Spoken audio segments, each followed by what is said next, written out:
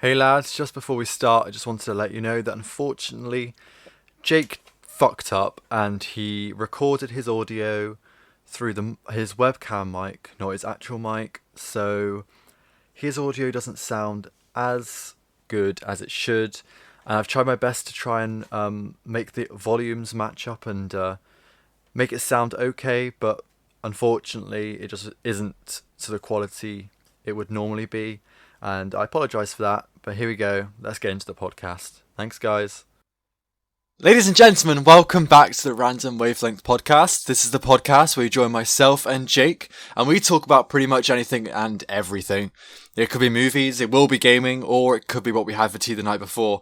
But get ready, because we're about to start. Jake, how are you? I'm all good. We start every podcast in the same way, and I'm never ready for it. I'm like, I'm fine.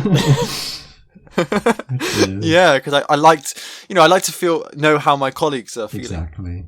Well, yeah, I'm okay. I got my driving test today, but because we're in the that's sad. It's been rescheduled in 6 months' time to the 1st of June.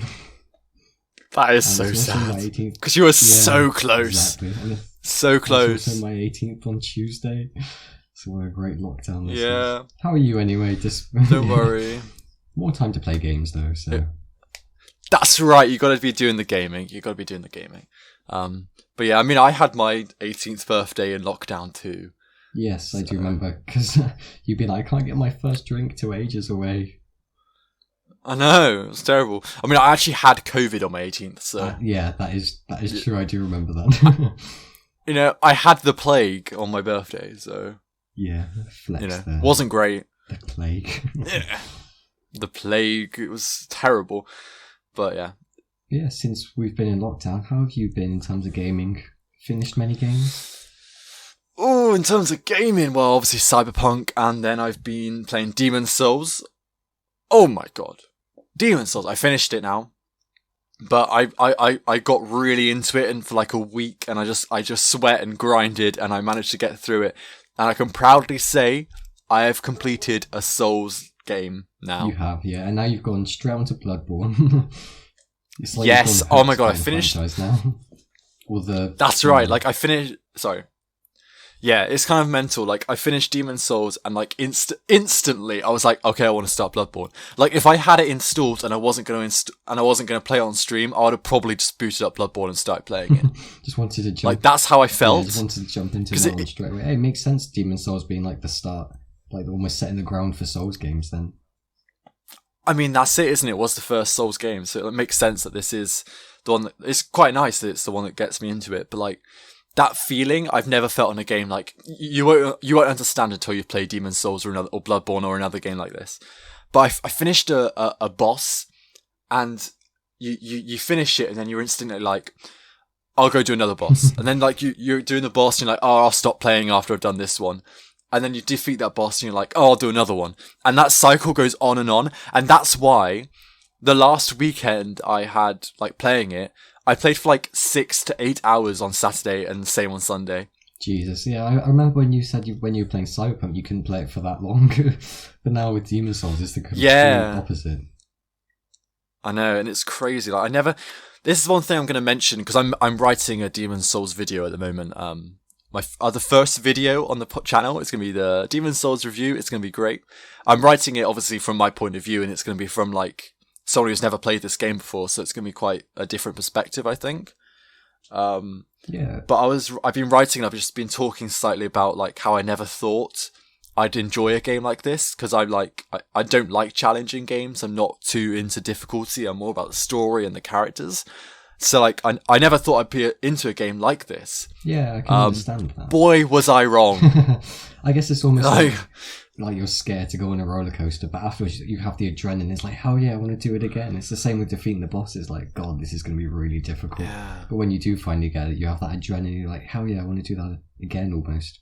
So I can imagine, as you said, it being quite addictive.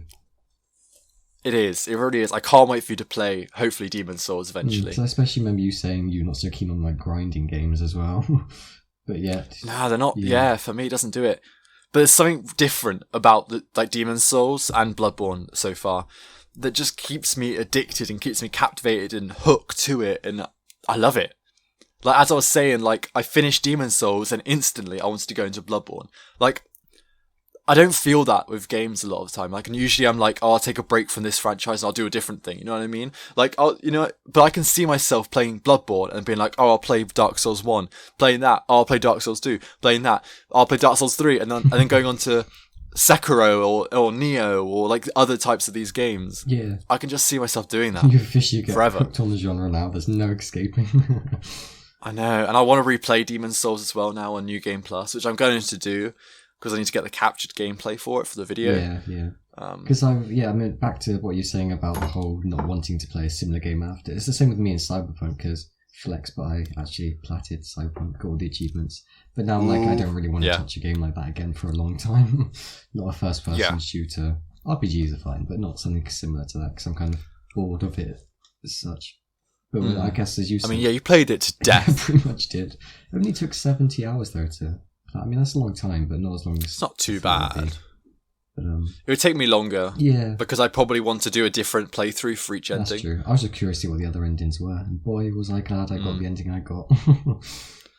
Was it the best? Well, yeah. Well, yours was the best, and mine second best, funnily enough, I would say.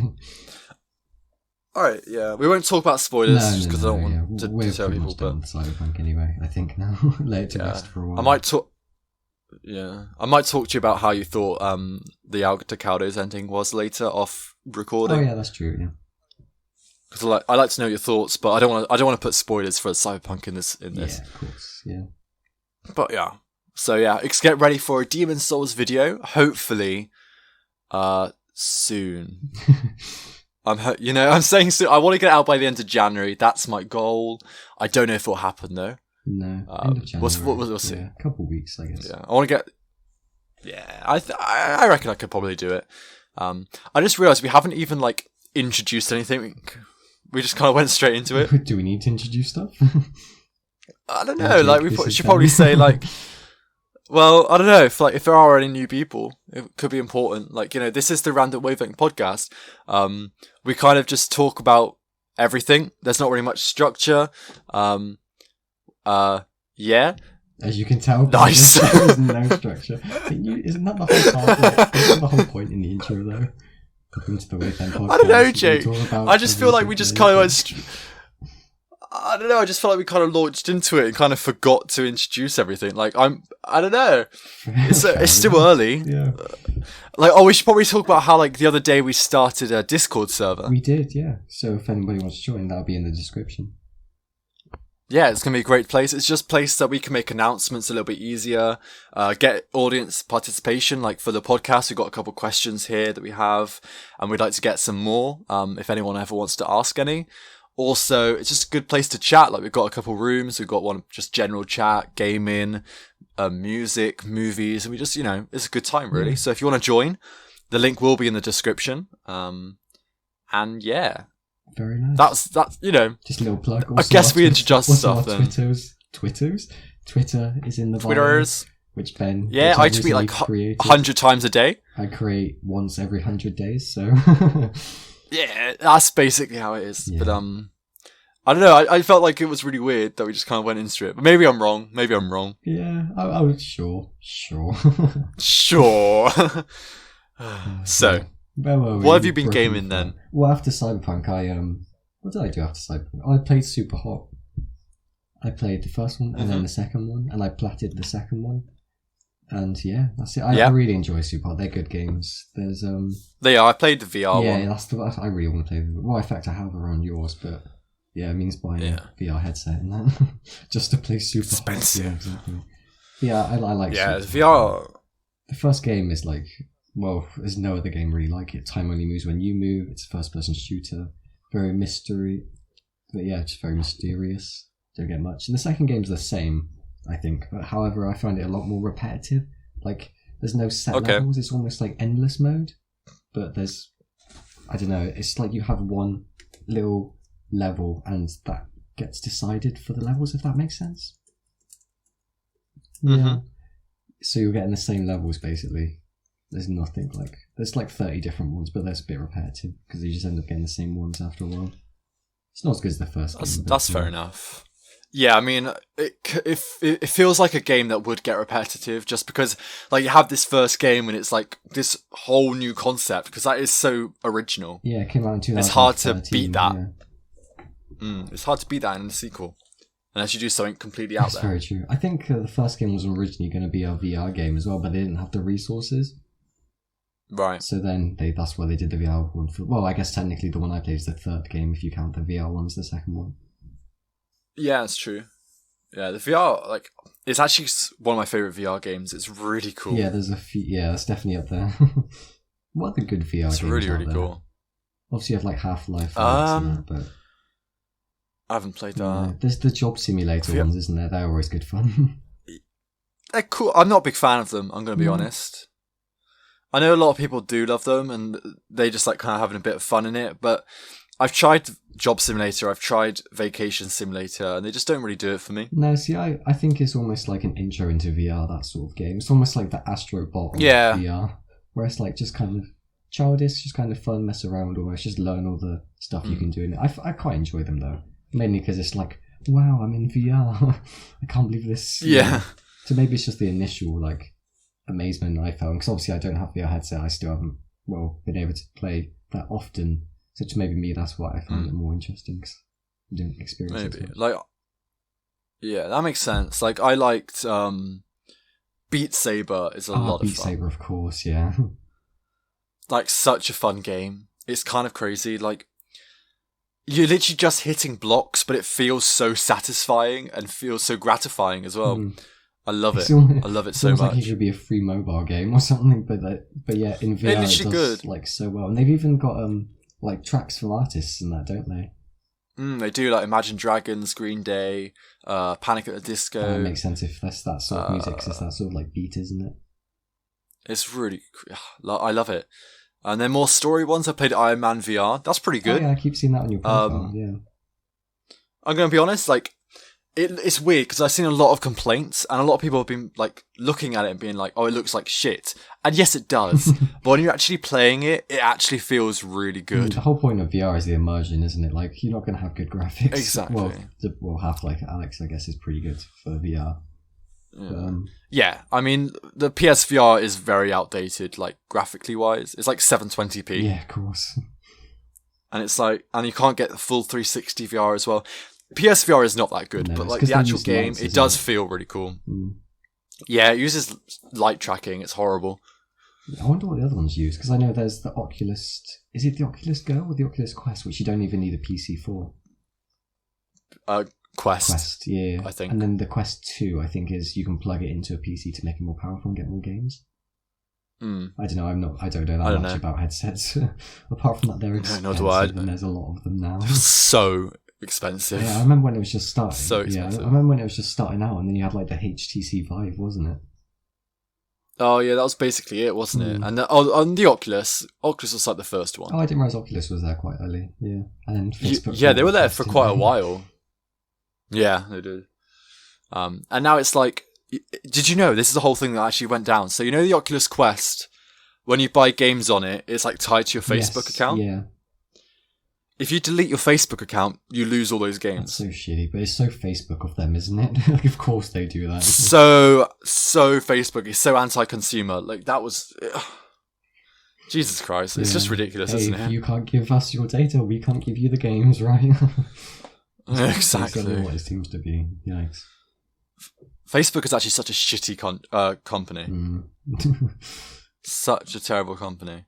You know who isn't? Like, if you see what kind of stuff they track, it's ridiculous. Who isn't? You know who isn't a bad company? Who? Not many people that I can think of off the top of my head. I'd say, I don't know, it's tough, isn't it? I was going to say CD Projekt Red, but then I was like, oh no, but the whole thing is Cyberpunk. Ubisoft had the whole, case with sexual harassment. Like, EA. I'm just stealing money, Bethesda are okay, I guess.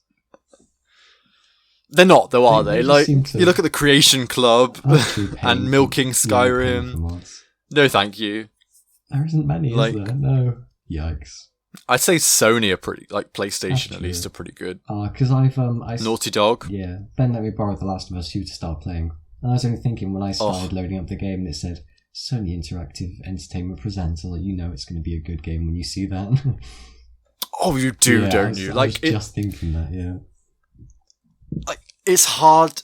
There aren't actually any bad PlayStation exclusives. I mean, like, there's I don't know. There's no bad ones. Obviously, like they're all at a level. Yeah. What? Obviously, you have the ones that are better than others, but of course. But like, I wouldn't say any of them are bad. Yeah. Where you have like, I don't know, you have like Xbox games, and then there are some that are actually awful. Remember Crackdown? And then there's some that are decent. 3, rather. Oh my god, yes, that was hyped for so long. Like, oh, stop delaying it and shit. And it came out and it flopped. Yikes. It's so badly. But like, you look at PlayStation and Sony, they just don't have bad games. No, they do a good job of managing expectations. Crazy. I think that's quite a big part of it as well. They do actually, yeah. I agree with that. Whereas, they do.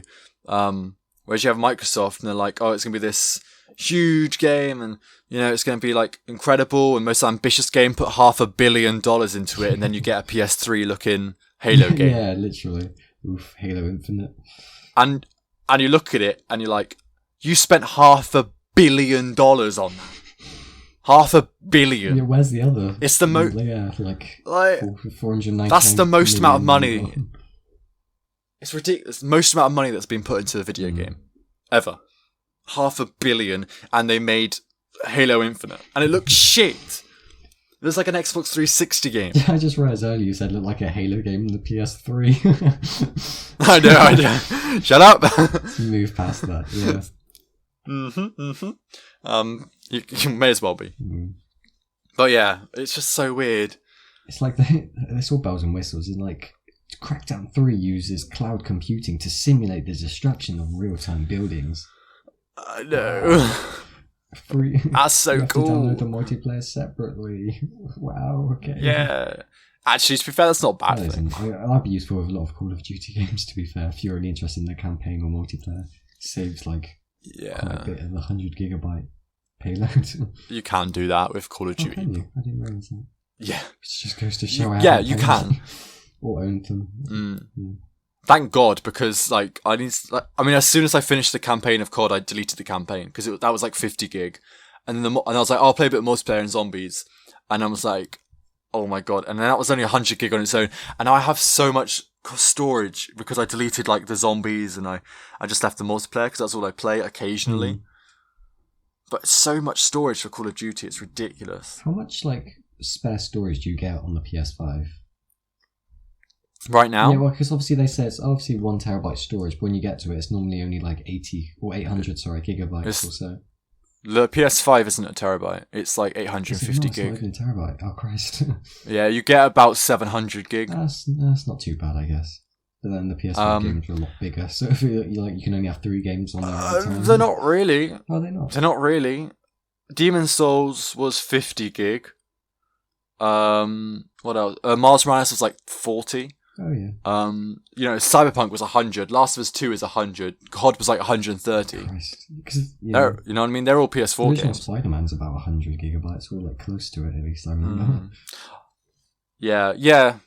I think the Spider-Man remaster was like 50 gig. Oof. But like, I am at the point now where I've got like all the games I've got, I want to keep. So it's like I finish a game, delete it, download the next one. Finish a game, delete it, download the next one. Because like, the games I have are like games I come back to every now and again, so I want to keep them all the time. Yeah, that makes sense. Does that make sense? Of course. Yeah. It is a bit of managing your storage. You definitely have to kind of figure it out a little bit more, which is fine. Like for the SSD, I'll take it because man, the SSD is amazing. Take it over the hard drive any day. Yeah. Like, it's kind of mental. Like, I've been playing, obviously, Demon's Souls. You die, and you're back in, like, less than 2 seconds. Yeah, I was thinking that when playing The Last of Us, to be fair. Last of Us 2, because I died. Oh my God. I was like, wait, the load times already? Because obviously I've been playing Cyberpunk, and the load time in Cyberpunk is ridiculous. For me, at least. Man. But, like, in Last of Us 2, I died, I was like, hang on, the game's ready already? The Last of Us 2 is on PS4, and it loads like it's a PS5 game. It's ridiculous. It's so fast. It's brilliant. Like, I've been taught, Ghost of Tsushima does the same thing as well. Oh, that's so nice, yeah. like, and it just shows you, like, these are the last 2 games of the generation, right? So they've had this engine and these, like, you know, the software and the hardware for what, like 7-8 years. So that's why they're obviously the best optimized and, you know, the best to run on that console. You think about what the games are going to look like at the end of PS5. Like, when they've had this console for like 8 years, they've had the software, the engines for 8 years. Imagine what it's going to be like. Like, it's going to be it's going to be incredible. Because obviously they've optimized. You know what I mean? That's why, like, Cyberpunk was so poorly done, because it spent so long in development. Maybe they kept changing the engine or changing how they optimizes on consoles. I don't know. We should probably move away Cyberpunk from is really poorly optimized. Yeah. But yeah, The Last of Us 2, like, and Ghost of Tsushima, like, it's crazy. Like, the fast travel in Ghost of Tsushima was like nothing. It was instant. That is really good. Yeah. What other game is really and it's on PS4? Fast travel on PS4. There's like I don't know. Yeah, it's gonna bug me. Horizon? No, Horizon was not fast. Straight God of War? God of War, yeah, I think God of War's... Oh, no. I didn't fast travel in God of War, so I don't know. But... No, anyway, yeah. God, Last of Us Part 2 is really good. It's, like, really good looking as well, and the small details and everything. Yeah, I know. It's so beautiful. It's probably my favourite looking game, honestly. Yeah, and I'm like, fair enough, I can understand why Ben wanted me to play this for so long. Yeah, do you get it now? Do you get it? How I'm like, this is such. This game is a masterpiece. It's the best game ever created. Did you get it? Yeah, I played it for 4.5 hours yesterday night, and I just got up to clearing most of Seattle. Okay. And so far, I'm really enjoying it. Yeah. What do you think about the story so far? It's good story. Should I mention spoilers? It's been out for 8 months. Yeah, it doesn't matter. Extreme spoilers for Last of Us Part 2. We'll go into spoilers right now. So I'll put like a thing in the description. Obviously, you can look at the timestamps when we stop talking about it. Yeah. But if you haven't played it now, it's your fault. It's, you know, just don't put any spoilers in the comments and the chat, please. Yeah, of course. Yeah. I don't want Jake getting spoiled. Oh, of course. That's true. Yeah, 'cause I'm very early in. Yeah, spoilers from now on. So yeah, Joel died. Which you knew was happening. I didn't knew explicitly, but I knew Laura Bailey voiced Abby, and she got a lot of hate online for stuff Abby did quite early on in the game to a main character. So I was like, I can see where this is going. Yeah. But still, it was quite upsetting. Did you see it happening that early on? I didn't think it would be that early on. I didn't think it would be in the intro to the game. Yeah, like I can tell you now because you played it. Before I played the game, like 2 days before, I was spoiled that Abby killed Joel, right? I do remember saying you were spoiled, but you didn't tell me what one, thankfully. Yeah, obviously.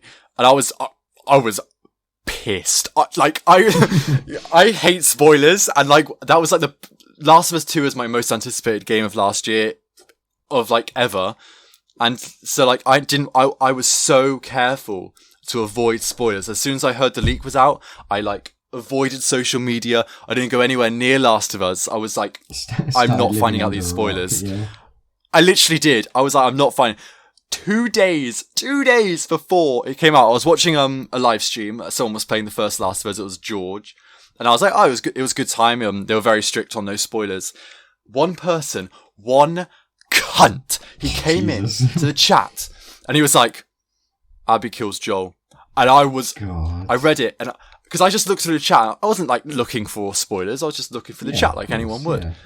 And I read that, and I flipped. I was so pissed because like I worked so hard. I made sure I stayed away from anything that could have spoilers.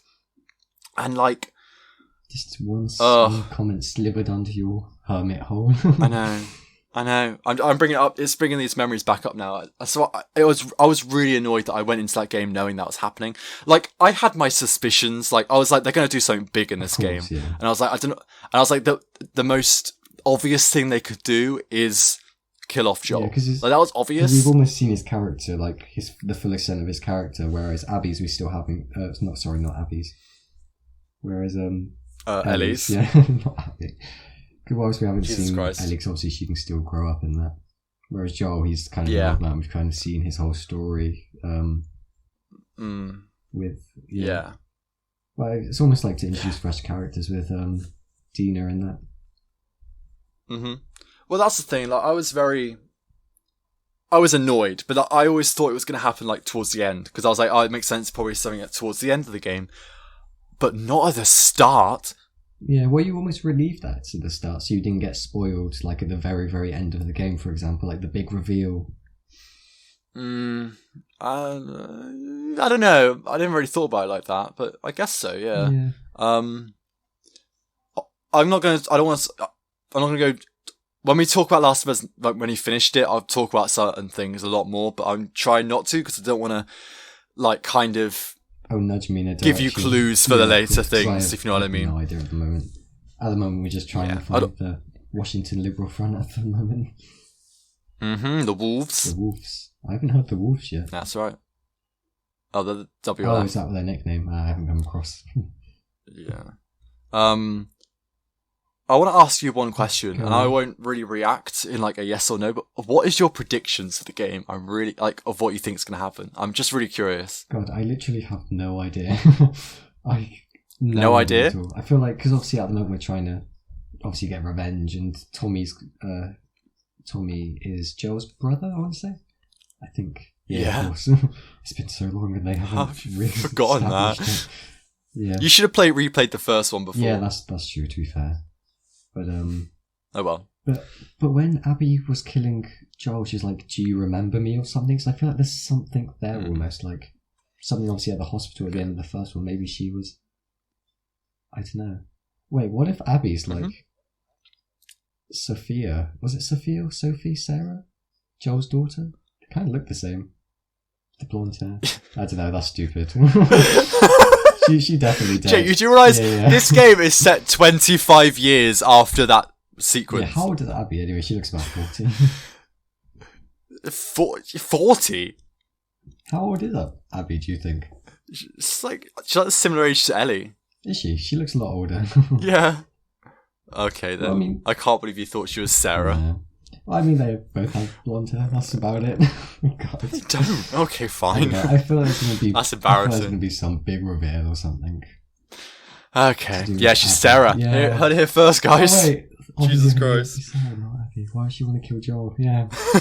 Ignore that. Just remove the last minute or so. It doesn't line up at all.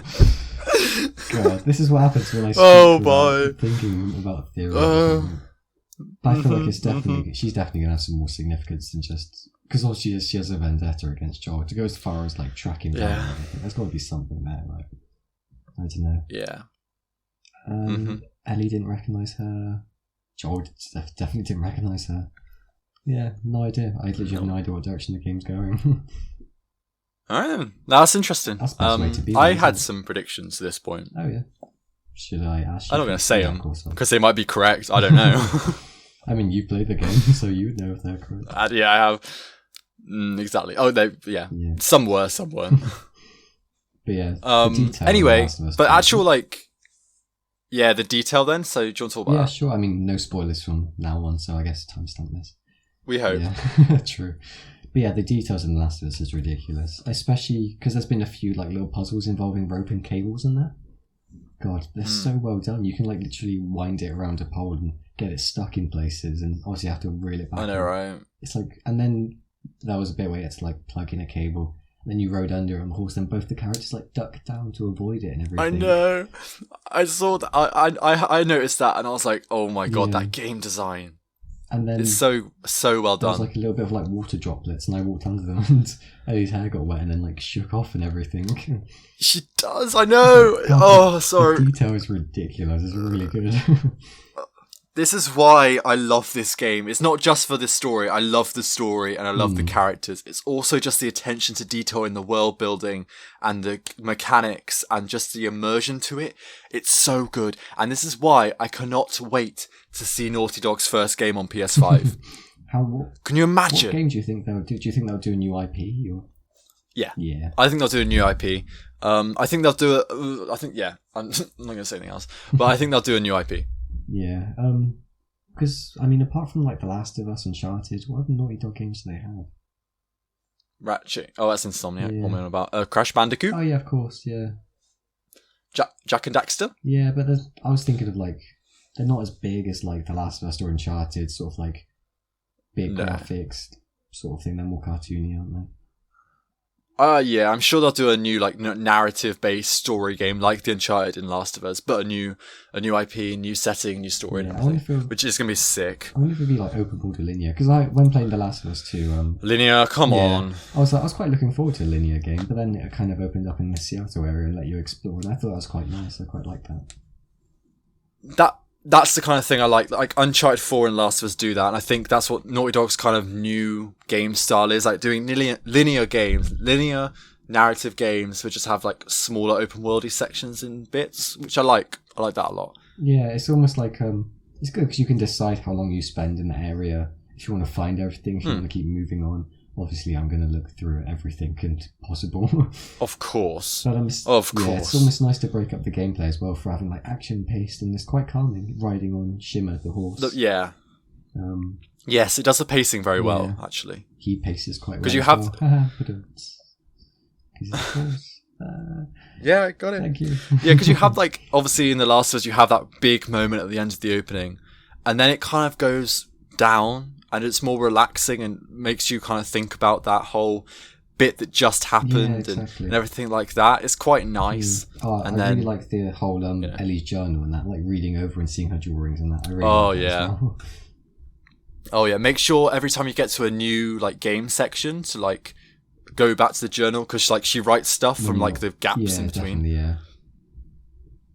Which is really cool. Yeah. Well, I also seem to like read all the notes, and that's in some games like Cyberpunk. There's so much like shards, as they're called, in like outside lore, which I don't normally read. But The Last of Us, I don't know why, but I seem to be doing it a lot more than usual. Like every note I find, I read. Where in a lot of games, I don't do that. It's because it did the world building so well, and like the character developments. Like you read these notes, and you learn about these other stories and these other people that lived maybe a month ago or when the apocalypse just started. You know what I mean? Yeah, exactly, yeah. And it's so incredible. Like, I love the whole, when you're in the bank, I love the story of the robbers who came in on an infection day. On Breakout Day. Yeah, I loved that. That was really cool. There'll be other bits later where you find out about other stories, which is just, it's so incredible. Like, there was one in the first game. I never forget, I remember his name. But like throughout the sewer section, and like a bit before and a bit after, you kind of follow this guy's story. Oh, that is really cool. And that's a really good story. All the notes, I never remember his name though. Yeah, all the notes in Seattle kind of meet up to each other. Like I keep recognising the names like Isaac and that, which I thought was really nice. Yeah. They kind of linked together. God, there's this one note I found. It's nice. It's like, it was obviously from a little boy to Santa. It's like, for Christmas I want a dog to protect us. Then on the back I flipped it over and also a big gun so I can help Daddy fight off the infected. I was like, that was so sad. And then it's the way the characters it's that stuff that gets to you. Well. Yeah, I like that as well. It almost makes it feel like it's worth reading if the characters acknowledge it as well. Oh, they do, yeah. It's really nice when, like, you know, Dina mentions it, or, like, Ellie talks about it to Dina. Or Ellie and Dina's relationship, can we just talk about how amazing it is? Yeah, I've been playing it for, like, an hour. Not an hour, like 4.5 hours, and they're great characters. They're so... Because I was worrying about missing out on the whole banter between Joel and Ellie. Like, making puns and that, but it's still, like, the exact same, almost brilliant. I know. I like their relationship is perfect.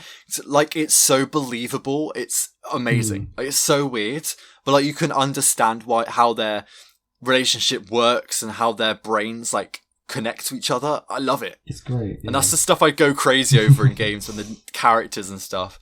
I love it so much. Yeah, it's brilliant. And I said all the bad puns, being like, "Oh, I think Shimmer's getting a little ill," and Ellie's like, "Oh no, why'd you say that?" Because he's sounding a little horse. It's terrible. I love it. Brilliant. I love it. Because even Dina's a great character. I was like, oh no, really? I like Shimmer. And then I was like, I know, right? Brilliant. I love it. I loved it so much. I can't wait to replay that game, man. I cannot wait. Well, I've got your copy at the moment, so you're gonna have to wait. It'll be a while because obviously it's gonna be a while to get through all those PS exclusives. Yeah, of course. Yeah. I'm having such a good time with the game though so far. I've only played it for 4.5 hours.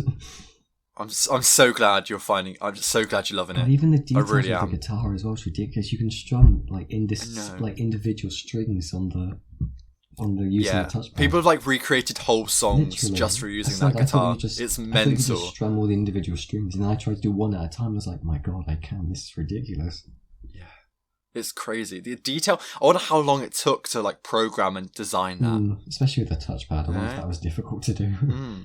It's like fair play for Naughty Dog to be able to do something that like because it didn't need to be a thing. Not at all. You can completely miss sections. You know, almost. it adds no like it doesn't add anything to the game at all. No, you know, not at all. It doesn't need to be there.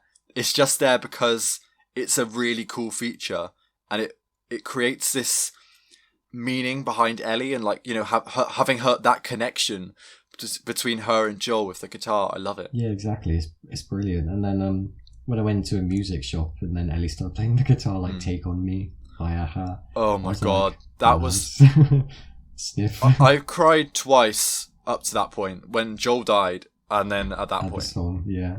It was it's really nice. I cried more at that song. There was something about it, like, this is what it did incredibly. So you have that Joel's death, right? And I teared up. I was like, no, what the hell? Like, it was less about Joel's death. It was more about Ellie's reaction to exactly. it. That really got to me. It was like that Ellie, like, please no, whatever she said. That got to me, and that's what got me crying. And then it was later when she started singing "Take On Me." Instantly, as soon as she started singing, man, my eyes it was not pretty, because it just brought all those emotions back, and because you know Joel taught how to do this. Yeah. You know what I mean? And I know that. 4 years later, I was like, damn, classic The Last of Us doing a massive time jump like that. Yeah. Well, obviously from the like the intro to the intro, if that makes sense. Yes, yeah, because I mean the start of the game like picks off basically just after the first game. When he goes with Toby and tells him what happened and everything with the fireflies. Yeah, which is nice. I like that, like, kind of reminder. Yeah, exactly. It's almost like a recap, wasn't it? Like last time on The Last of Us. Almost. Yeah, without having it be really obvious and annoying. Of course. But yeah, oh man, I can't wait for you to finish it. Me too. I can't wait want to finish it though. Yeah. I feel so invested in the characters. Like, as you said, when I was playing as Ellie before you discovered Joel, I was like, I don't want to go in the house. I know where this is going to go. Oh, you got so much to come. To come. Anyway, let's move on before I start spoiling it. True, yeah. Gotta keep away from that before bed ruins it. Exactly, it'd be terrible. So this is quite interesting. Before we, like, a couple of days ago, I was like, I don't really know what we're going to talk about in the next podcast. And then in the last couple of days, two very big announcements happened. Would you like the really bad one or the could be bad one, Jake? Should we go for the really bad one at the moment? Alright, so Ubisoft are making a Star Wars game. Oh, I thought you were going to talk about the Harry Potter delay. Oh, that's another one, but we'll talk about that later. Okay, yes. Ubisoft are making a Star Wars game, and it makes me want to slit my wrists. It's really weird, isn't it? EA not to have to, but I guess it's a good thing for EA not to have the exclusivity of the Star Wars games anymore. I'm glad they don't, because it opens it up to allow other companies to have a go at it, but not Ubisoft. I mean, you know, it depends if they do it well or not, obviously. But I mean, what good open world games do they have? Because they said it was going to be potentially open world, didn't they? It's going to be open world. It's the same team that made Division 2. Yeah. It's not going to be good. It's on their Frost. Is it the Frostbite engine? The one that they used for like all the Tom Clancy games, and also like Mario and Rabbids and that. So it's a very versatile. I don't know. Probably.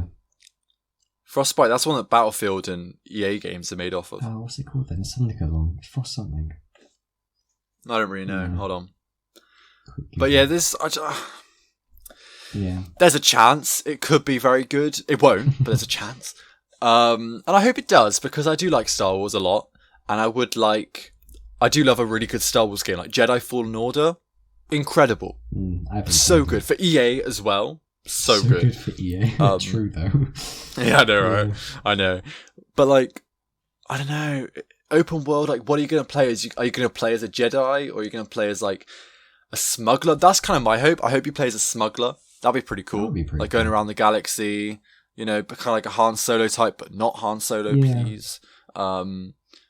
Like, I don't want a Han Solo copycat. I want to be a completely different character, but like that kind of thing. You know what I mean? Of course. What if it's like a That'd be what cool. if it's like an MMO, like Destiny or something, but Star Wars style?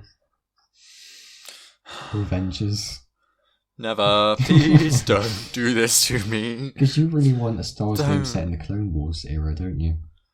Yeah, yeah. Oh man, I'm gonna do a video about this because I really want to get all my thoughts out, like in a proper video. But like, my dream Star Wars game is like you're playing as a clone during the Clone Wars, and it's kind of like the Clone Wars TV show, but original stories, and you build up this character with the clone, and you know you and the other clones around you, and you have these relationships, the Jedi and the clones, similar to how it is in the Clone Wars, which is one of the reasons I love that show. Say, yeah, I can tell you just like the show, and you want a game almost based on the show, don't you?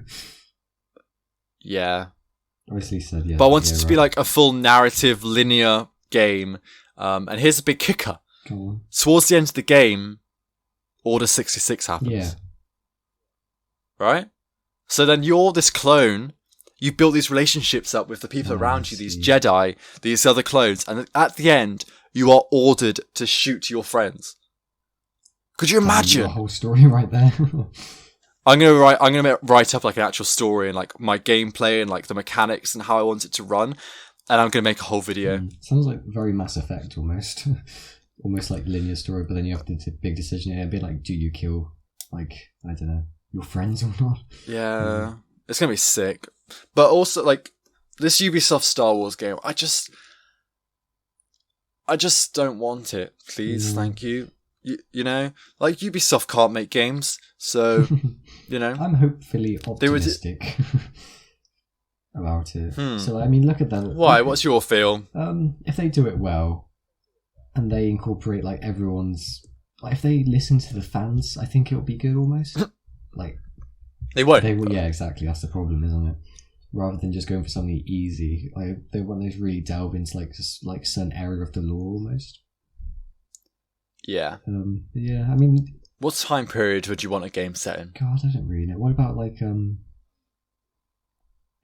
I don't know, yeah.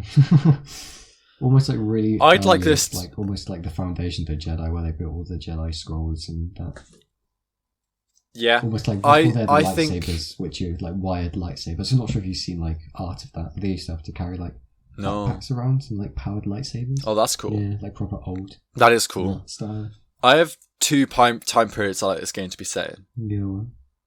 Either before the prequels in the founding of the Jedi Order. Oh yeah. Right? So like, you know, the original Jedi Order. So before the prequels, or in between the originals and the sequels. Right. Yeah. So like, because I think it'd be quite good if you could maybe be part of the building of the First Order. That would be quite cool, to be fair, because we haven't seen much about that at all.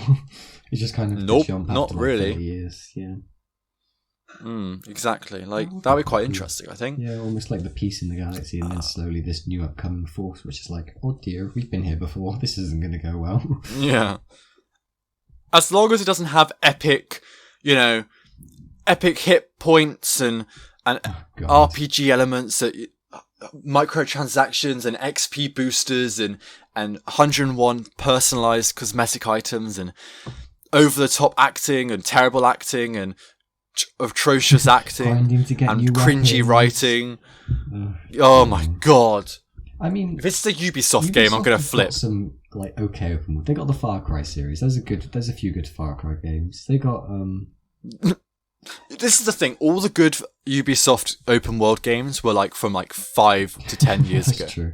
When all the good writers were still there and having moved on to better companies or just done their own thing. Yeah, like I mean, Valhalla was good. Yeah, I was gonna say. I feel like this is a fluke. The Valhalla open world. It was great. Like honestly, I actually really liked the open world. Like how it was done. Like it was so dynamic. With everything, but the game was still shit. Like, if you take away the story and, like, being a fan of Assassin's Creed, and I just played it, like, unbiased, I would have said the game's shit. Because you, like, attack someone, and they die, and their body ragdolls across the bloody country, ends up in Scotland or some shit. Scotland. You know? Yeah. The writing from... Okay, the writing is the best part about the game, because it is like proper Assassin's Creed. It's actually really good. But then it's so long. So like, if I was playing this and I wasn't an Assassin's Creed fan, I would have just been bored. Because it's so long. And it's just like, I don't know. Yeah, of course, I can... I don't want to talk about Valhalla much. I'm done with it. I don't want to talk about it. It's almost like they just need to spend time on the game and get it right. Don't rush it. I mean, everyone sees what's happening with CD Projekt Red. I mean, it's very early stages anyway at the moment, so who knows? Maybe they don't even know what they want to do it on. Yeah, it might not be coming out to like 2024, and they have like 4 years still to go. Like, that'll be fine. So. I guess it depends what Lucasfilm Games allows them to do. Sure. God, Lucasfilm Games have been doing bits. Yeah, I don't like that name, Lucasfilm Games. Is that what it's called, or is it just called Lucas Games? No, it's called Lucasfilm Games. That's so odd. Yeah, I know. That's what I thought when I heard it. I was like, oh, that's a bit... Why didn't they call it Lucas Games or something? That sounds quite nice. Rather than Lucasfilm Games. Alright, then what? Well, maybe it's because it's games based on the Lucas films. That's true. That's 100% what it is. But it's like... Still doesn't sound great. Yeah, but they have been doing bits, because we also found out that Bethesda are making an Indiana Jones game. Yeah, as I said, it'd be like glitchy Uncharted. That's right. Do you know what we've had? We've already have Indiana Jones games. They're called Uncharted. And we also have the Tomb Raider games, which are slightly like... Well, I guess that's more like parkour. I guess Tomb Raider's not Tomb Raider. Uncharted's pretty parkour as well. Very it really is. So it should almost be like another one of those games by Bethesda. For Xbox, I guess. Like, I'd much rather play an Uncharted game than Indiana Jones. Oh, definitely, yeah. I feel like we know too much about Indiana Jones, you know? He's this character that's already been established in the films and that. Exactly. I actually have no interest in playing this game. No interest. I was like, wow. No interest. Yay. Great. It's been quite funny looking at Twitter though, because there's been loads of like obviously Sony players be like complaining that they won't be able to play the Indiana Jones games. So I'm like, Bethesda, yeah, exactly. And I'm like, shut up, like, shut up. Look, you have Uncharted, you got The Last of Us, you got Ghost of Tsushima, Horizon, God of War, all these IPs. Why do you care about Indiana Jones? It's gonna be shit. Do you really think Microsoft will limit Indiana Jones just to the Xbox consoles? That's the thing though, they haven't even said, but I feel like they probably will. Yeah. But like, there's people like these Sony players that feel like entitled to this game. They're like, oh, you can't just have it on Xbox and PC. And I'm like, why not? Well, there's always going to be people like that in both fan bases. I'm sure there's Xbox players being like, oh, you can't limit, I don't know, like Spider-Man just... Well, I mean, it's with like the Avengers game, wasn't it? Remember the Avengers game, yeah. You could only play Spider-Man on PlayStation consoles, and all the Xbox players were like... Yeah. It's almost that similar thing, isn't it? But it's just dumb, because those same people then like, oh, we should have exclusive. Yeah, PS4 has these exclusives, like this and this and this, and it's like, don't be both. You can't be on both sides of this. Exactly. But what can you do, I guess? You know what? Just go play Uncharted 4. It's going to be 10 times better. Exactly. That's Indiana a Jones good game. example of a Tomb Raider game. You know what I mean? A Tomb Raiding game, but not Tomb Raider. Yeah. Uncharted's so good. Oh my god. That's on the series I need to play, because you knocked it out like quite fast, didn't you? Yeah, they're quite quick. Yeah. I played the first 3 in easy just so I could get through them quickly, and then 4 in Lost Legacy and normal. I don't blame you. Is Lost Legacy long? I mean, that 6 hours probably. Yeah, so it's almost like a little spin-off then. Well, yeah, like the first 3 took me about 6 hours each too. And then 4 took the longest, about probably like 12 hours. And 4 was just incredible. 4 was incredible. Oh, I remember watching somebody play it ages and ages ago, because that game did come out a while ago, didn't it? What, Uncharted 4? Yeah. 2016. And it still looks good now, doesn't it? Yeah, it holds up. It looks better than any Xbox exclusive. Oof, you know? Xbox. It does. The thing is, Naughty Dog do just create beautiful games. They do. They know what they're doing. Like, their standard is incredible. Which is a shame they got so much hate for The Last of Us after putting so much effort and soul and heart into the game. From what I've seen, at least. Yeah. the thing is, the hate isn't even that bad. Like, the people that love the game far outweigh the people that hate it. It's just because the people that hate it are more voiced on Twitter and the internet. You know what I mean? Like, the people that love it just stay quiet and be like, yeah, it's a great game, I love it. It's one of my favourite games. Do you know what I mean? That's true. That's probably why I won, like, Game of the Year and that. Yeah. Whereas, like, the people that hate it are like, oh my god, Joel died! You know what I mean? Like, no! Like, you can't kill off Joel! Ah! That's all they complain about. This is the only point. It's hilarious. Because I saw... yeah, like, if you...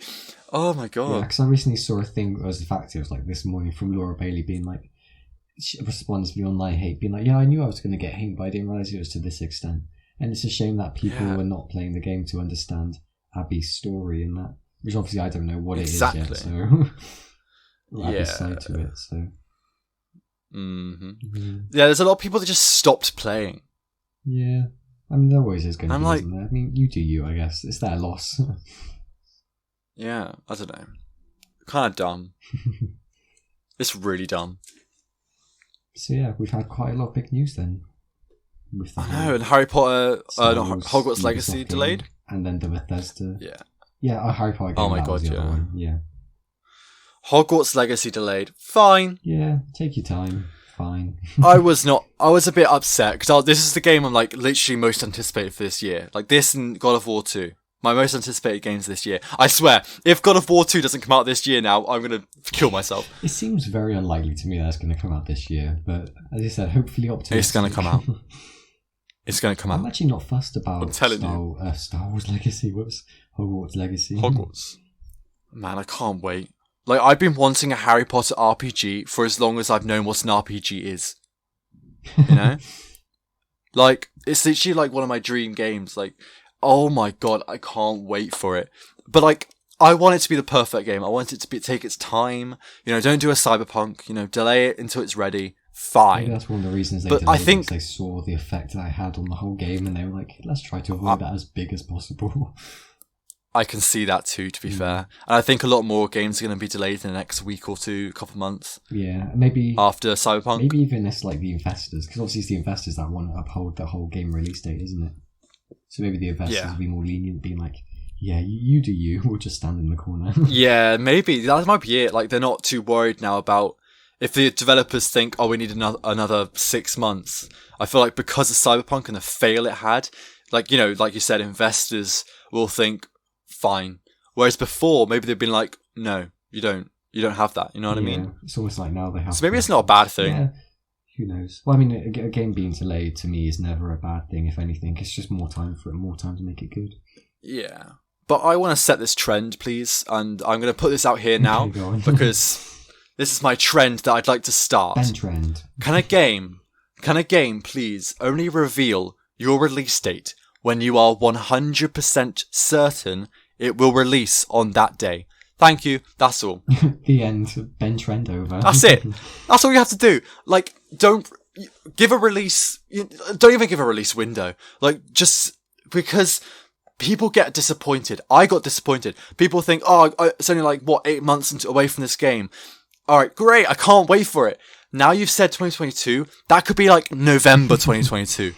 You know what I mean? That's like 18 months away. Longer than that, like 22 months away. So, like, please, please set a trend where you only reveal the release date when you are 100% certain it will release that day. People will wait. If you don't have a release date, people will be like, all right, it'll come out when it's out. You know? Yeah, that's fair enough. But maybe it's that's what I'd like. Maybe again, it's the whole like distribution thing where they need to at least know a window to prepare for it. I don't know. The developers will know. Yeah, that's true. The developers and the insider people will know, but don't let the public know. I see what you mean. Yeah. You know what I mean? It's going to leak out though eventually, but yeah, what can you do? I guess. If it leaks, it leaks. That's a leak, not an official confirmation. Very true. Leaks are fine. You know what I mean? Yes, I'm sure all the big game developer CEOs will listen to this and be like, wow, that's a great idea. They will. They will. Because they respect us at the Random Wavelength Podcast. They know us. Listen to the new and they respect us. Yeah. Jesus Christ. That's my trend. Thank you very much. Copywriting it, only you can do it now, so all the companies can't even do it now anyway. Yeah. What can you do, I guess? I know. But yeah. Today's the 14th of February. Do you know what that means? It's a Thursday? Well, yep. It means it's the day that Tom Holland said something's happening. I am confused here. Carry on. I'm curious. So Tom Holland 2 days ago. Hold on, let me get the tweet up. Yeah, this is before Can I actually find his Twitter? Ben held a gun to my head and told me to get Twitter. So 2 days ago, he tweeted 14th. He just put 14/01/21, and he put like winky face, right? I see. So something going to happen today? Do we know? Well, obviously, he's working on 3 films at the moment: Spider-Man 3, Uncharted, or Cherry. Cherry? What's Cherry? I haven't heard of that one. It's the film he's working on with the Russo brothers. Oh, right, yes. Which I think is going to be incredible. And nothing's come out yet, so, Hey. I reckon it's going to be Cherry, most likely. The one. Because that's the game that's most through production. That was like the first game he worked on, first film he worked on. Oh, that makes sense then, doesn't it? Which is cool. I mean, all 3 of those films, I can't wait for, to be fair. So, I think Tom Holland is an incredible actor. He really is like such. I don't know. He's just. He's so incredible. Like, it's actually quite crazy. Like, Sounds like a bit of a celebrity crush on him there. Nope. I just think he's an incredible actor. Like, have you seen No, you haven't seen Devil of All Time, right? No. Ugh, he's so good in That's that. also got God, what's his name? Tennant. Robert Pattinson. Yeah, I was going to say Twilight after that. Yeah, he was very good in that too as well. Very, very good in that. Tom Holland really, I recommend the film. Yeah, Tom Holland really came onto the scene out of nowhere, because I don't know any of his films before. Oh, you really did. Marvel made him famous, basically. Homecoming was like his first Hollywood film. Mm. I think he just did like independent stuff before that. Oh, that's cool, yeah. And almost like he's now been set for life after doing that one Marvel film. Yeah, he was Billy Elliot on West End, I think. Oh yeah, that makes sense. He seems to suit that sort of character. Yeah, he's a dancer, so isn't it? But that makes him good for all the choreographed fights with Spider-Man then. Yeah, exactly. I mean, yeah. But I can't wait for Spider-Man 3. Well, that's actually the one I'm least excited for out of the 3, I'm not going to lie. I'm curious about just because it's furthest away. I'm actually really, after playing the Uncharted games, I'm actually quite excited for the Uncharted film. I'm skeptical, of course, but I am actually looking forward to it. Yeah.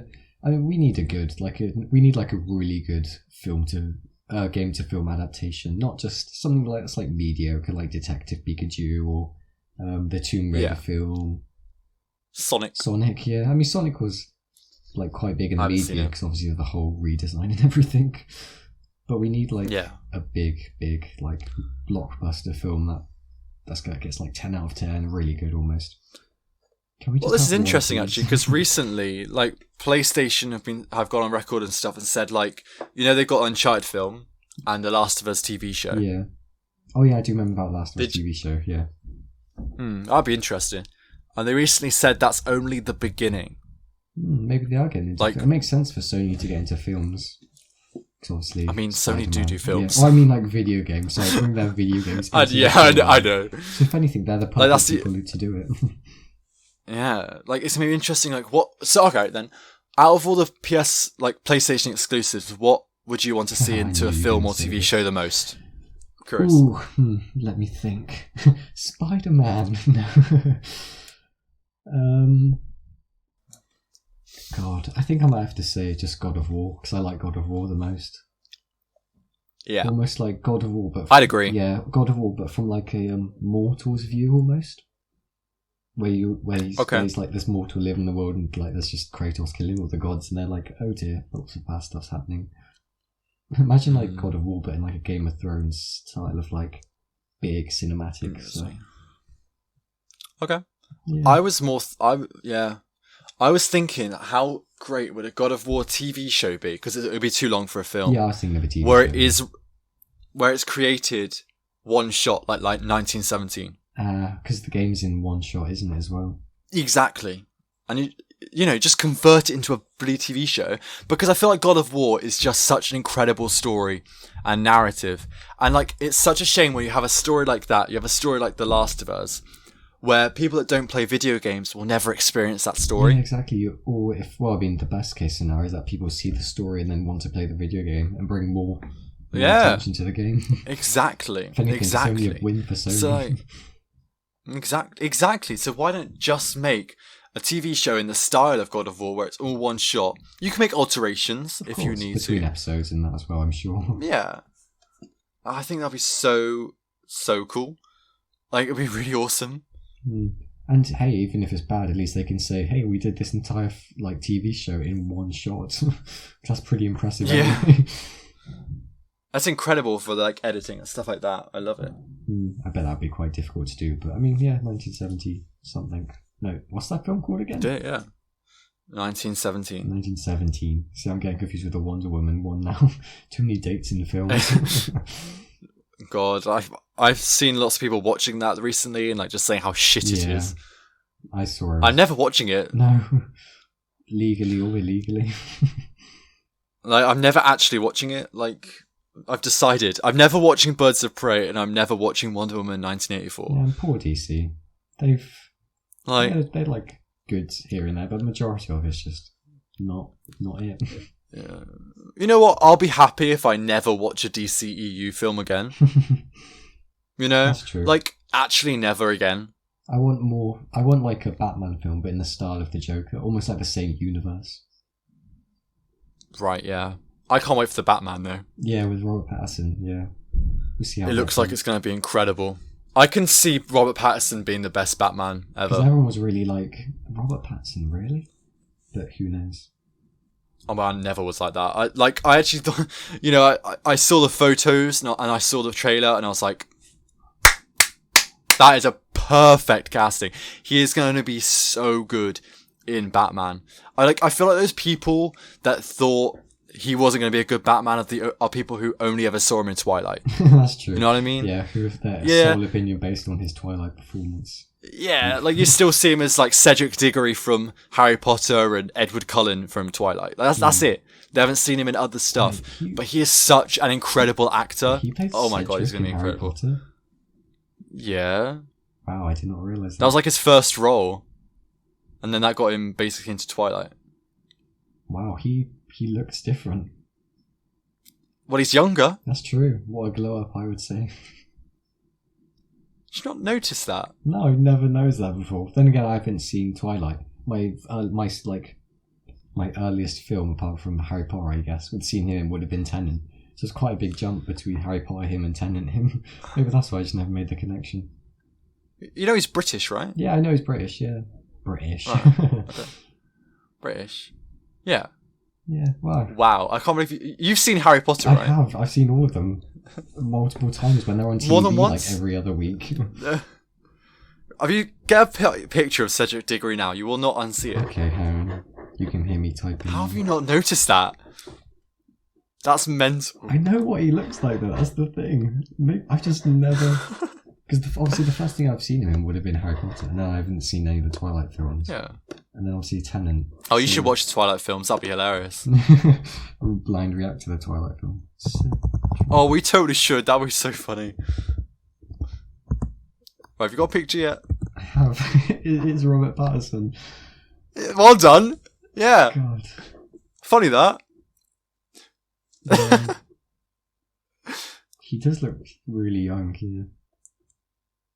Yeah. That's because he was young. Yeah, I mean, it makes sense. Of course I can see it now, but I'm sure if I saw Twilight films, I would have made the link, because obviously it would have been the intermediate stage. I just saw the before and after, almost of him aging. Yeah. Yeah. Alright, we'll do a Twilight, reaction now. Jake watching Twilight for the first time. Please, no. What, it'd be funny. Do you want to do watch-alongs? It would be funny. It would be so funny. Anyway. But that's definitely never going to happen. I don't even remember what we were talking about now. Oh, Rewind it, Tom Holland. DC, Sony. PlayStation games coming into movies. Yeah. Are there any other ones? Detroit would be cool. Detroit Become Human. Yeah. I feel like the whole thing that makes Detroit is the choice, though. Oh, that's very true. Yeah, I guess it'd be pretty boring just a TV show with on one track where you can't decide it. Yeah, like which story would they go for? Yeah, that's very true. It wouldn't work, I guess, would it? I feel like I just want more. I just want more of Detroit. I think that's just what it is. I know. I feel like they should make a new one, not a Detroit 2, but like a different game, because they couldn't do a Detroit game. Just not the same characters, because obviously that'd be too difficult to carry on their paths after the first game. Yeah, it couldn't be like a sequel. It'd have to be its own original story, for sure. Probably, yeah, definitely. I feel like Horizon could be something. That would be cool. Yeah, like a Horizon film. As long as they make Aloy a good character, that's fine. That's all they need. They should cast her. But I think it'd be kind of nice. What's her name? Who plays Scarlet Witch? Oh, Elizabeth Olsen. Yeah, I think that would work. I would say no, but okay. No. I feel like that just doesn't know. I don't know. That doesn't feel like something that would work. I think of ginger actors. That's such a weird casting. She's kind of young, so Elizabeth Olsen wouldn't work. Yeah, I guess so. Anyway, I don't know enough about films, and you're the film guy. Well, yeah, that's how it is. If evidenced by me realising that Cedric Diggory wasn't played by Robert Pattinson. I can't believe that. Oh my goodness. But oh my god, speaking of Elizabeth Olsen, tomorrow is the big day. For WandaVision, yeah. Yes, oh man. What it's about. Guys, we are hitting the end of the Marvel hiatus. Of like over a year and a half. Without anything Marvel. That's true, I didn't even think about that, yeah. I mean, that's mental. I'm not too fussed about it, to be honest. I can take like the break's been... the break's been really nice, but it's still a big moment. Like, we're getting to the end of it now. Like, tomorrow will be the end of the Marvel hiatus. I'll wake up tomorrow and there'll be a new Marvel thing to watch. And then the day after tomorrow, there'll be no more Marvel stuff to watch because you would have finished it in one day. They're releasing it weekly, Jake. Of course they did the same with Mandalorian, didn't they? Yeah, which I like a lot. I prefer that a lot more, to be fair. That's true. It's the best way, really, because then nobody gets left behind almost as well. Exactly. Like, I can watch 1 week, let that settle, then next week watch the next one. I like it a lot. Yeah. It means everybody's on the same page. That's if they watch it. Yeah. Well, yeah, exactly. So yeah, WandaVision. Can't wait for it. Can't wait to see Marvel again. So exciting. But this is nuts. Like, because of the way the Marvel TV shows and films are working and everything's like, I guess, structured. We'll have WandaVision. We have 6 episodes. Then you have to wait like 2 weeks, and then it'll be Falcon and Winter Soldier. You have like 6 episodes. Then you wait like 2 or 3 weeks, and you got Loki, 6 episodes, and then it's like the next one and the next one. God, that's ridiculous. It's great. It's great. So I love much it. Planning in that to organise it, because if one thing's delayed, they'll have to push everything else back, wouldn't they? Oh my god, they would. Yeah.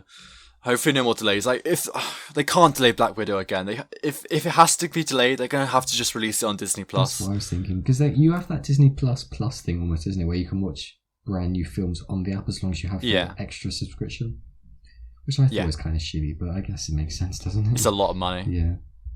How much is it? I don't so much money. Know.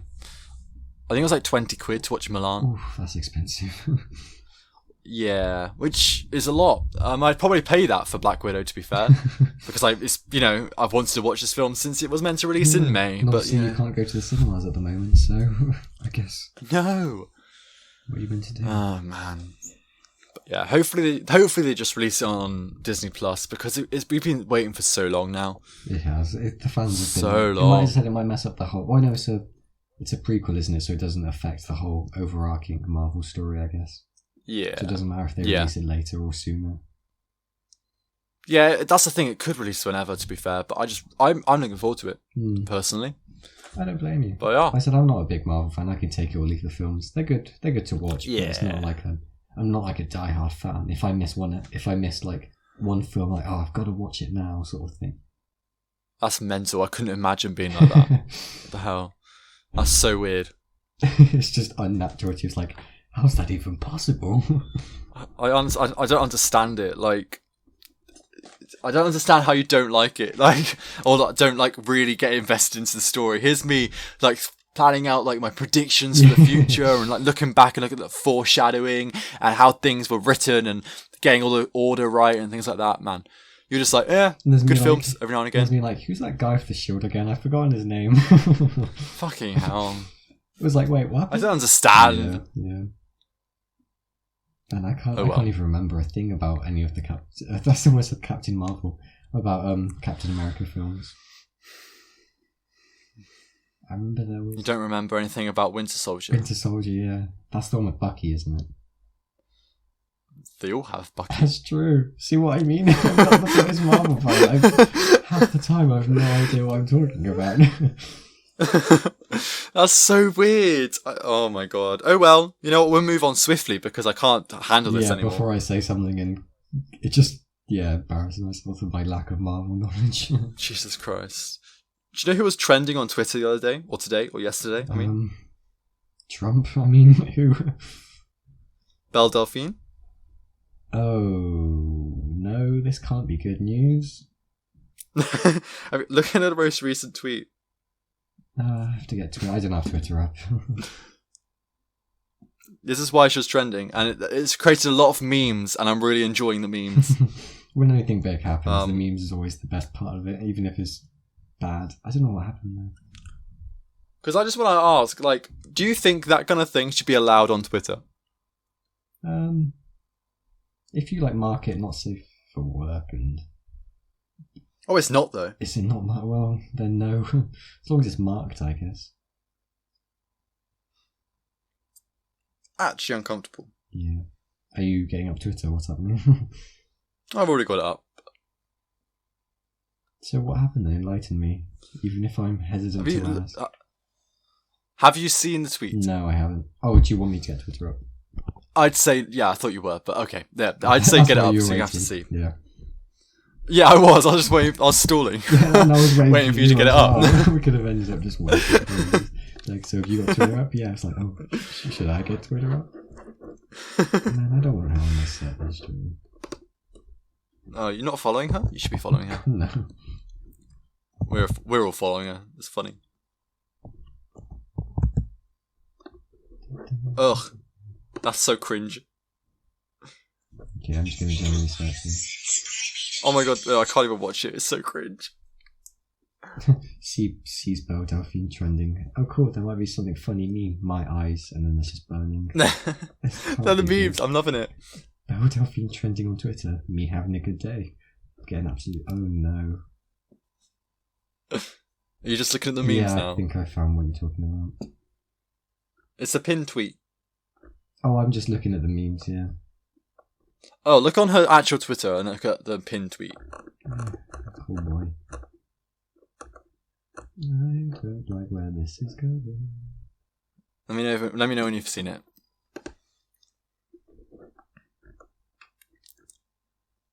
I'm new to Twitter. It's just Have you still not figured it out? Oh look, the following media includes potential sensitive content. They do. Oh, it does. Never mind. Be sure to follow her, by the way, for future things like this. If we ever need to talk about her again. Is that the one where she creates organs for a skeleton? Huh? No. She's pinned a What are you different one talking now. about? It's her pinned tweet, Jake. I'm on. Oh wait.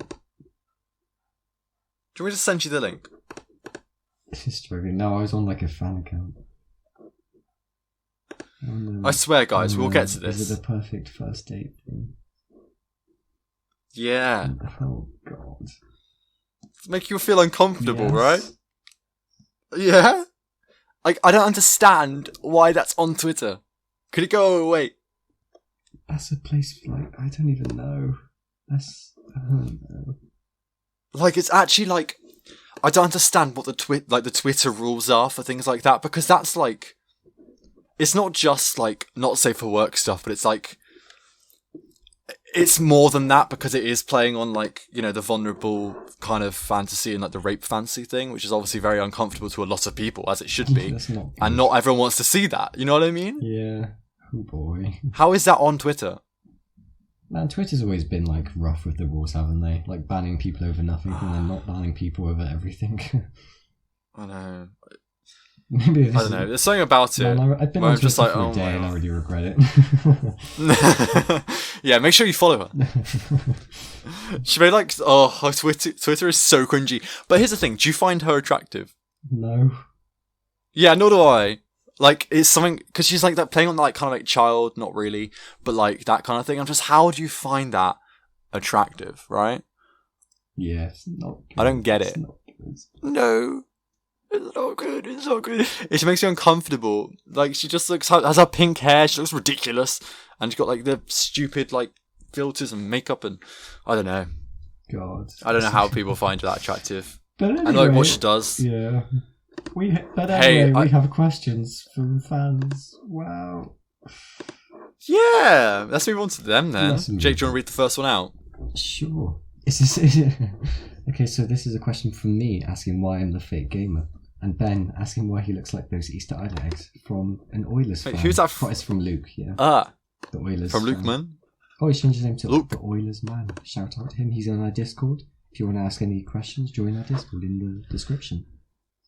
Yeah, it's a good time. Yeah, so Ben, why do you look like an Easter Island egg?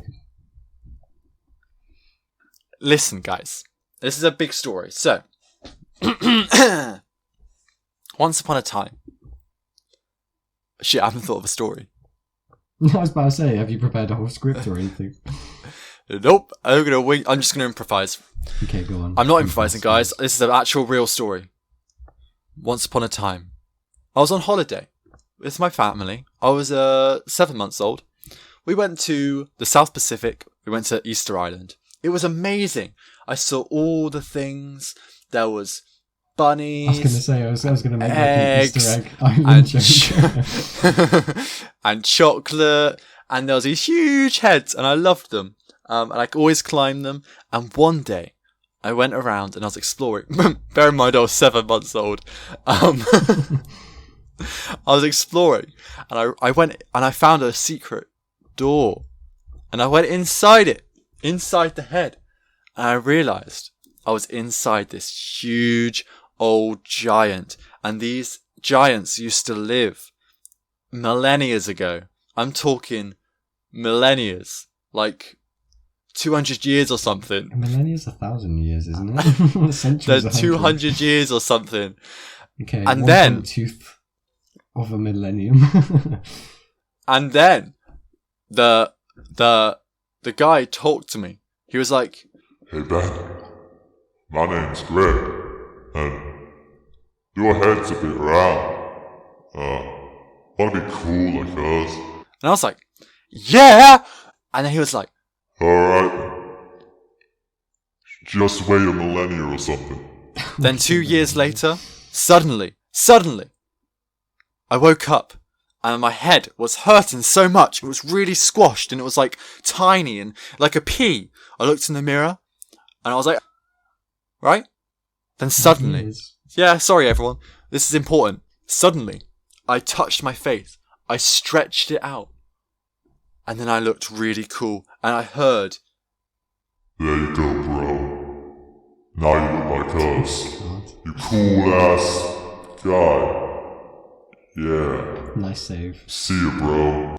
and then I've never looked back. Best decision I made. 7-month me was amazing. Wow, True story. A beautiful story. Did you make them sound like stoners because they're made of stone? Yes. Yeah. Or are you just realising that after I've said it? Yes. Yeah. Nice, you should have just gone with like, yep, 100% all intentional. Yeah, it was intentional. What are you on about? It's just as true as that story. Oh, God. Right. Jake, why are you a fake gamer? Wait, I know because I haven't played The Last of Us 2. That's it. Maybe not for much longer. I reckon there's other reasons than that, but okay. Go on. Where's your story, Jake? Where's your really cool true story? Now I have to improvise. Yeah, that's right. No, you don't improvise, well, you just tell a true story. Oh, okay, yeah. There you go. Well, when I was the young age of 17 and The Last of Us 2 came out, I didn't play it. Boom, there's my true story. Brilliant. Next question. Josh. Josh is great. And he's like, so, fake gamers. He's obviously talking about you, not me. What is your ideal Gamers game? multiple.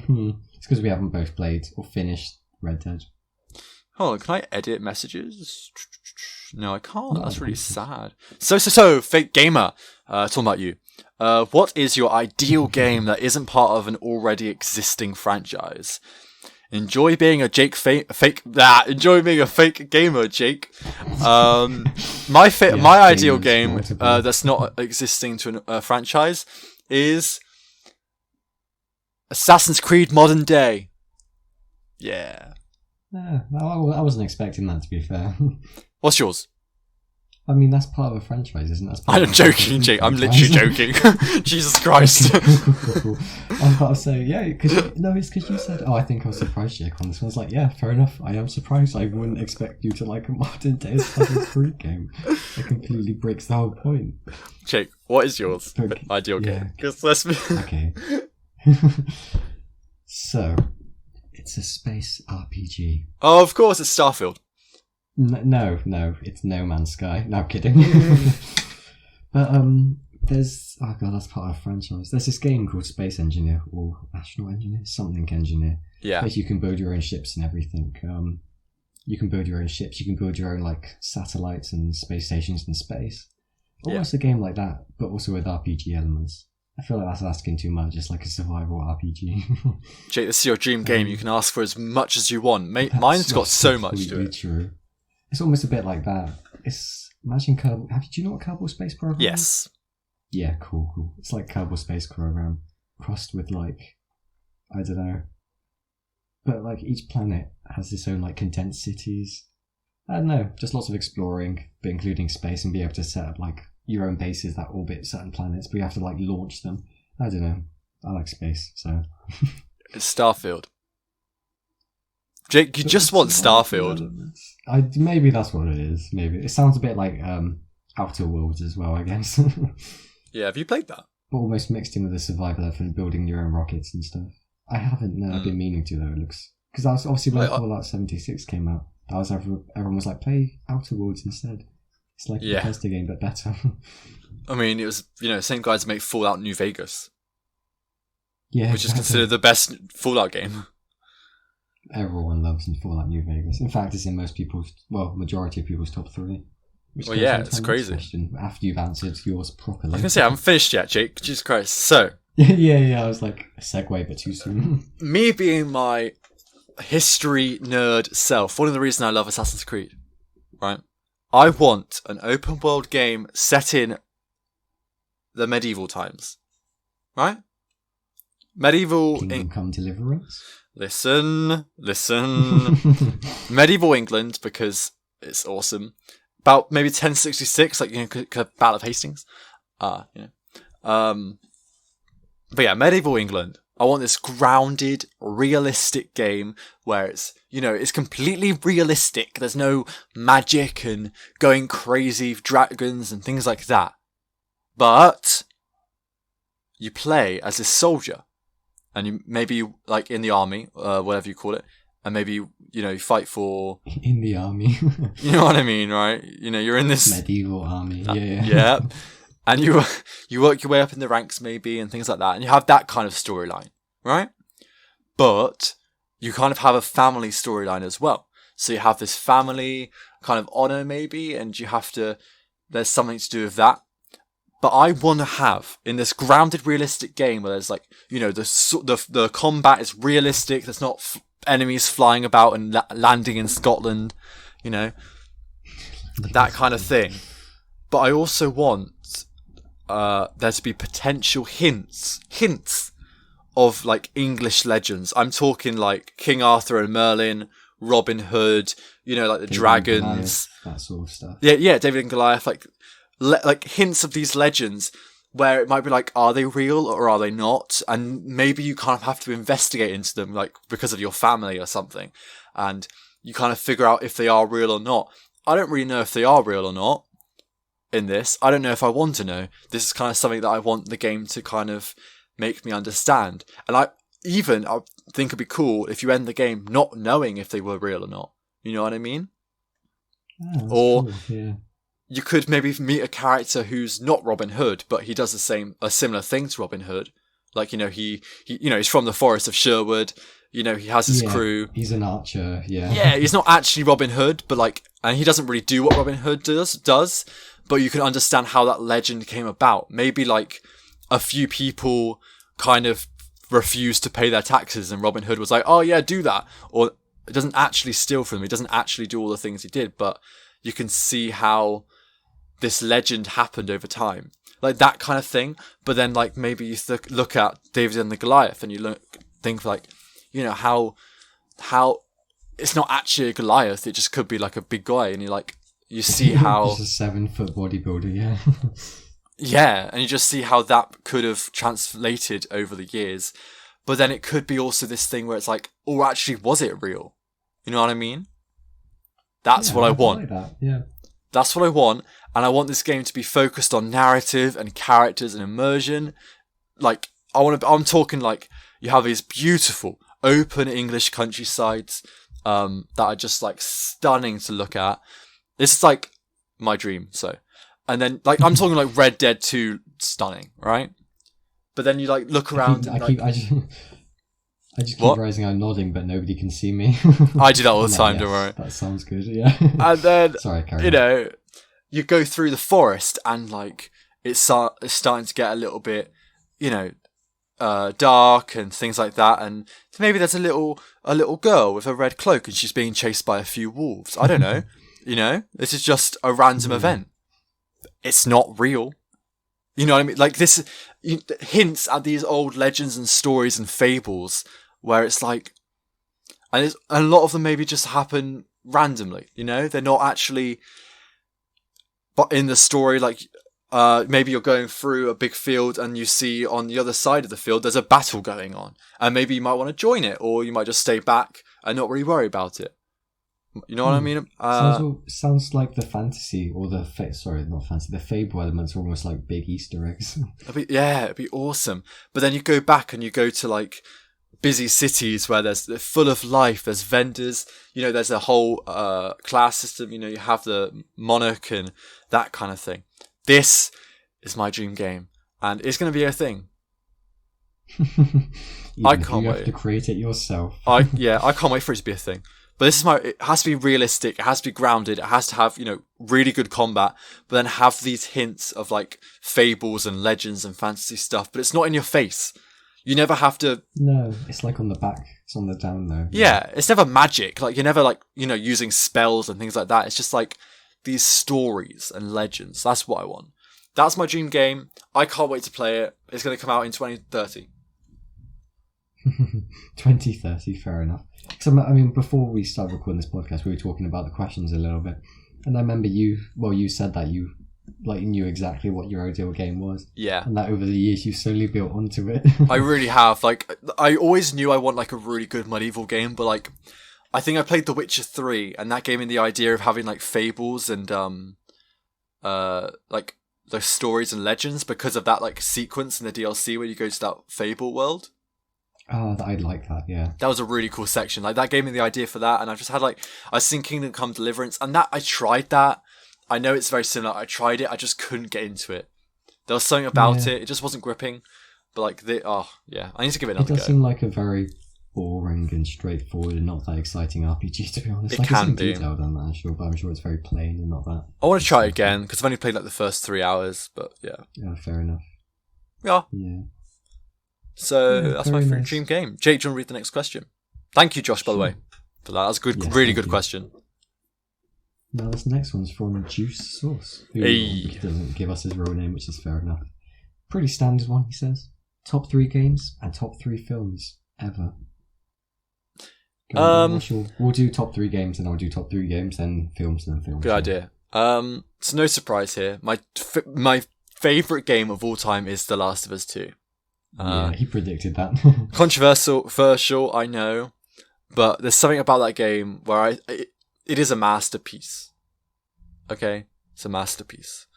Next, could be cheating, but hey, it's the Ezio collection. He did say that as well. Yeah, he put that already. Fair enough. I'd say it's kind of cheating because it is 3 games strapped to one, but hey, I'm going to allow it. I cheated even more in the film, so, But the Ezio Collection, because there's so much nostalgia there, and it's like part of one of my it's my top 3 games of my favorite franchise. And I just love those games so much, and it's games I could go back to. So I could play the games and then go straight back to them after, and I could play them again and again and again because I do love those stories. I love Ezio, I love Altair, I love Desmond, I love everything. Those games are great. And third was really difficult to try to figure out. I was like thinking, I just couldn't come up with one. But I think back, and I always think about how great Death Stranding was. Yeah, Death Stranding. You know? JuiceSauce predicted all your top 3 games. Yeah, I know. He knew them though. Yeah, that's fair. Death Stranding I don't remember much of the game, but I remember the gameplay was really fun. I remember the story was incredible. And that's why it's one of my top 3 games. Jake, I would love to know yours. Wow, Death Stranding is also... Do I have to order them? Yeah, I do have to order them. That's my top 3, so last was first, yeah. Yeah, goddamn. I think I'm going to put Death Stranding at number 1, to be honest. Yeah, okay. Yeah, as you said, same reason, basically. I love that we're Death Stranding lovers. Yeah, literally. I mean, they're brilliant games, Colin. If you haven't played them, even if it doesn't look like you'll enjoy them, you trust me, you will. Don't, even if it's not just walking. Don't tell me it's a walking simulator. It fucking isn't. All games are bloody walking simulators. You walk in all games. It's not a walking simulator. What about Subnautica? You swim in that. Well, you know what I mean. Don't let me have this. Sorry, yeah, I'm okay. Freaking hell. Anyway, go on. Yeah, it's a great game. Play Death Stranding. A lot of people like that. But the same thing, yeah. No idea. I can't remember the story. I just remember it was good. Yeah. Number 2, God of War. Okay. I really like God of War. yeah. Understandably. Yeah. I reckon it's probably my 4th. Yes, fair, yeah. One of my favourite bits in God of War, because obviously I went back to plat it, for those who don't know, because I plat a lot of games for some reason. He's mental, yeah. Help. But even after I went back to it, I'm not sure if Ed maybe remember the game, but there was those boat sections which you go in a boat to get to certain little islands and stuff. Back one in the world. Yeah, I know what you're on about. Yeah, exactly. In say Midgard. You did it in Midgard and also the second world you go to. Yeah. Midgard being the main one. Yeah. Yeah, even going onto those boat sections afterwards, the characters just still tell new stories that I haven't heard before, and I really like that. It's almost like builds up the world. I love it. Obviously, telling all these Norse legends and that. Yeah, I love that. And it was a good game. The combat was fun. It was fluid. It was satisfying. All things you need with combat. And yeah, the story was great. The characters are perfect. Interesting. Wow. Number 2. There you go. Third. And now my number 3 is completely different from the other 2. I really don't know what this is. Oh, really? Yeah, Stardew Valley. I've spent 400 hours on that game. That's really interesting. I get spent that. a lot of time on Stardew Valley. Yeah, it's so peaceful. I wonder if many people will know what I'm sure most people know what Stardew Valley is, even if they've just heard of it. That's really interesting. It was made by one guy over the course of a few years. You should have seen his setup. He was using a laptop which was on the top of a Wii box just for wow. Sweet. Yeah, it's brilliant. It's such a down to earth game. It's so sweet. It's just a great game. I've 3 different saves, all with 150 hours into each, playing different characters. Well, obviously you play as the same character, but different choices, build up different relationships and that. That's a brilliant game. It makes me happy. Yeah, I understand. It's a quarantine game, really. It's almost like Animal Crossing, but it's like pixel art and build your own farm. You can go caving, fight monsters. You can go fishing. Just explain to people if they don't know what the game is. Yeah. Yeah, it's great. It's brilliant. It's done so well. And the developers still keep on going. He's hired some more people. And it's only getting better. Yeah. Oh my god, yeah, that game looks... Stardew Valley. It's really... I played it for a bit. I think I played 20 hours or something, maybe not even that. And I really did like it. I just never really got into it like you did. Yeah, I got into it quite a lot. And I just keep going back to it. I don't know why. No, it does look like a really fun, chill out, game to play. I understand that a lot. It's almost like... It reminds me of Animal Crossing, but with the extent of, I can't miss a day. If I miss a day, then I will miss some fish to catch. Yeah. Like that. It's it's a lot chill game. It's a bit like Harvest Moon, which I've never played, but I've heard it's like that. Yeah, I think it is. Farm sort of thing. But it's just, yeah, and it's so down to earth, made by one guy as well. Mm-hmm. The music's great in it. It's, yeah. Okay. Who knows? I guess films Great now. game. Films. Damn. This was hard. Films guy. Yeah. This was hard to do. Like, it took me like ages to figure this out. But man, I think I cheated, but hey. Are you going to say all Marvel films ever, or the Captain America franchise? No, this is the one you can be surprised about. Okay. So my top film of all time is, this is so cheating, is the Lord of the Rings trilogy. Right, so I was on the right lines with being like, is it a franchise? Yeah. I love the Lord of the Rings trilogy so much. Like, okay, listen, for the games I did the Ezio collection, for the films I did the Lord of the Rings trilogy, so we'll allow it. We'll allow it. It's yeah, that trilogy is like my favorite franchise, my favorite trilogy of all time, my favorite films. I love the Lord of the Rings films so much. They are just incredible. And if you haven't watched them, what are you doing with your life? Yep, that's me. Jake, hang on. Have you not watched them? I've watched like the first half, the first one like 3 times. Holy crap, what? Okay, you're watching them. I don't care. Hold on. Huh? Yeah, I haven't seen How have you not watched them? Lord of the Rings trilogy. They are like a motion picture phenomenon. They're incredible. I know. Jake. Because Sam, my girlfriend, she absolutely adores the films as well. She loves them. How have you not watched them with her yet? You've been just together like been 2.5 years, Jake. How have you not watched them with her? She hasn't seen Star Wars. So that's actually, fine. We watched the first one. Oh, I'm having a bread headache. Anyway, what's your number 2, Ben? The Hobbit. No, I'm kidding. Hobbit. No, this is going to be interesting. Star Wars A New Hope. Fair enough, yeah. This is weird because Empire Strikes Back is my favourite Star Wars film. Right. But if I think back, this is the weirdest thing. So if I look at Star Wars films and look at which is my favourite, Empire Strikes Back is my favourite. But out of all my favourite films, A New Hope is my favourite. Because it's like the first one and it gets you into Star Wars, and I love Star Wars, and I love the original trilogy a lot. Yeah, who doesn't? Empire Strikes Back is a work of art. It is. And A New Hope, I think is, I know a lot of people don't think it's as good as Empire Strikes Back, but I say it's pretty much on par. Empire Strikes Back just has that little nudge sometimes. But A New Hope... Not better, with the iconic scenes on Hoth and then the... Exactly. Like, A New Hope...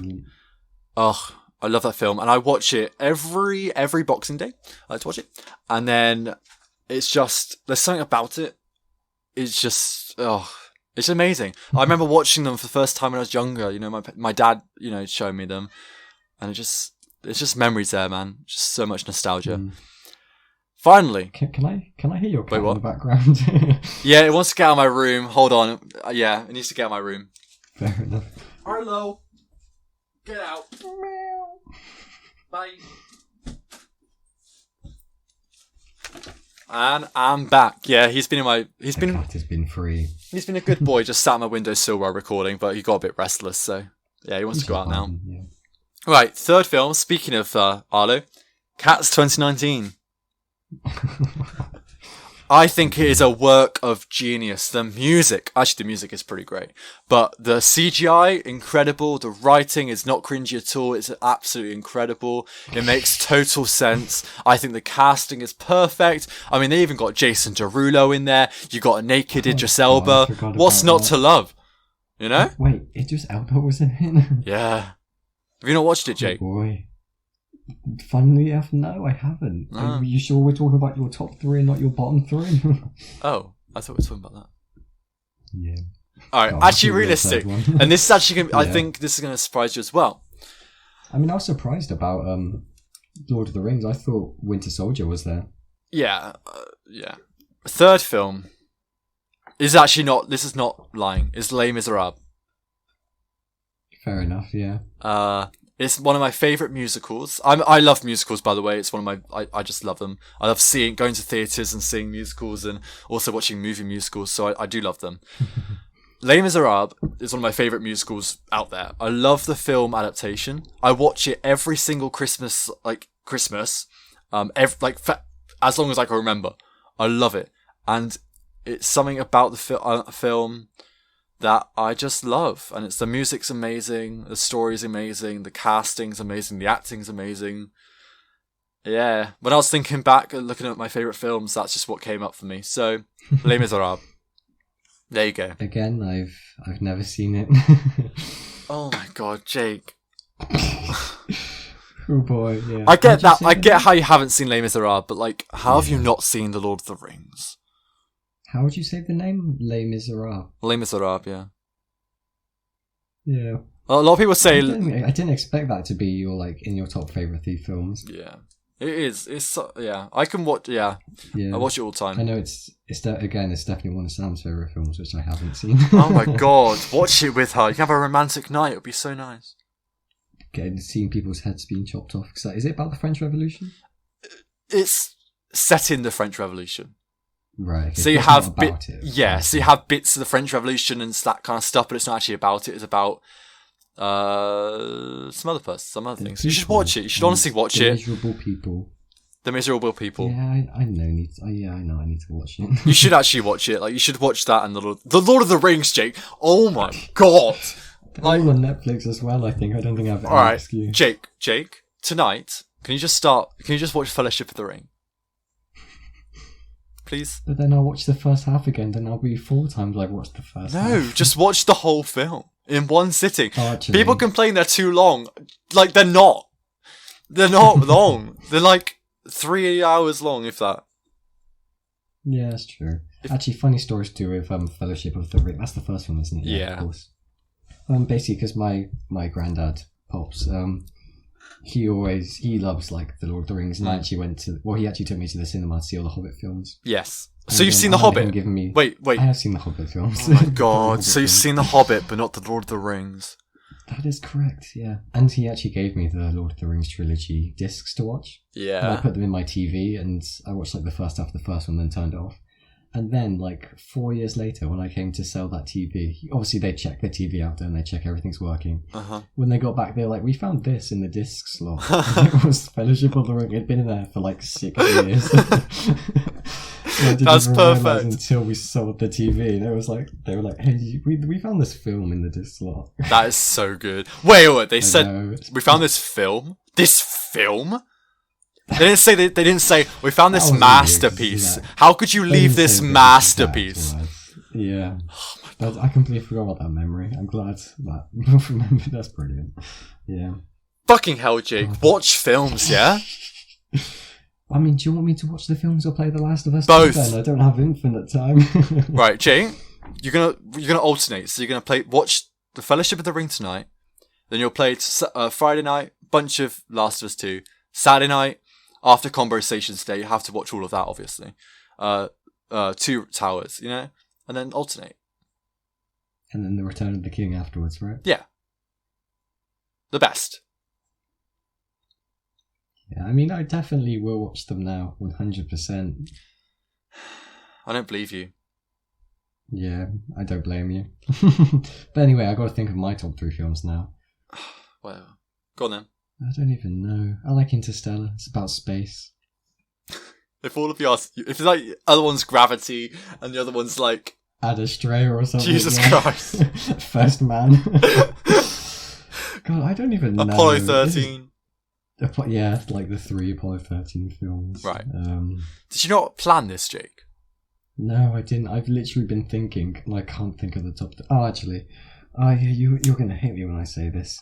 Probably. But I really like... No, you're gonna... No, don't do it! No, I know you're about to say... No, you're not saying it. You're not saying... No. You're not saying that film and not saying Empire Strikes Back. Don't do it, Jake. No. Okay. I like the scene when they go like... to Death Star, it looks cool and it goes like... It's because I saw it in cinema, okay? It was really, really... I saw it in cinema! I know you did. Let me have this. Right, hold on. Let me just deafen you and then you can say it. Right, you can say it now. I can't hear you. Okay, yeah, I like the film. Ben doesn't like it, but I don't really like the last one in the new trilogy because it was lacking something. So instead, I picked the second one in the new trilogy because I like that film. those bits there, yeah, sure. I can understand why Ben doesn't like it. Have you finished burning everyone's ear holes out yet? No, not yet. Fuck's sake! But yeah, I like it. I do like it. And I like the scene when they go lightspeed through the Death Star and it's all quiet, like how space should be. No lasers, just complete silence. Because there's no sound in space, everybody should know this. Oh wait, I just realised I got 2 space puns in my top 3. I'm like half crying and half laughing with tear. God. And my third film is The Empire Strikes Back. I'm sorry, how can you rank The Last Jedi over Empire Strikes Back? What? Yeah, that's fair then. I don't know. I need to pick a different third film, I think. So, where... Wait, so... Doctor Strange. I like Doctor Strange. Fucking hell. I can't deal with this person. Right, anyone out there, if you would like to replace Jake as my co-host, please DM me on Discord. I will take anyone at this point, even Eddie. Yeah. I don't think anybody would have the patience to put up with you but me. That's so harsh, I'm sorry. I understand. I can't believe that. God. So you're ranking for your favourite film of all time, Interstellar. Okay, that's fine. Second favourite film, Star Wars... the Star Wars Jedi. The Last Jedi. Yep, she didn't just forget its name. I think I was trying not to be sick. The third film, Doctor Strange. Which, okay, fine. Oh, what about the Joker? I like the Joker. That should be up there. Okay. Could it knock Last Jedi down? The Joker, Last Jedi, Interstellar. Fuck's sake, no! No! God, I don't even know anymore. See, I don't watch films that often, and when I do, it's just... I don't watch films that often. I don't even have anything else to say to that. I can't process this. I don't understand how you're ranking Last Jedi over Empire Strikes Back. No, not even that. You're ranking it over Empire Strikes Back, A New Hope, Return of the Jedi, Force Awakens, Revenge of the Sith, which are all better than The Last Jedi. By, like, 1,000 light years. Objectively. Objectively. That is right. Oh boy. Should we move on to the next question? Yes. Move on. We're never speaking of this again. Do you want to read it out? Yeah. Hold on. Where's Discord gone? There it is. Hello, my spicy gamers. Quick question. If you could only play one game of the rest of your life, what would you pick? I don't know why it's that accent. That was horrible. Anyways, have fun oiling and spicing. Then a picture of Ainsley. Hey, that was Ben, the Lioness Charmer. Hello, my Lioness. How are you doing? You can go first, and you're probably going to say, like, No Man's Sky. If you say No Man's Sky... I didn't think about that, but that could work, to be fair. You know? I swear, if you pick No Man's Sky... What is it, though? No, and it'll be Stardew Valley. I mean, I said it before, but yeah, No, I've gone back to their game before and before. Okay. And they're adding split screen mode. So, What? Well, he's adding split screen mode. But yeah, great game. Frequent updates, as I said before. Special place in my heart. Yeah, that's fine. I accept that one.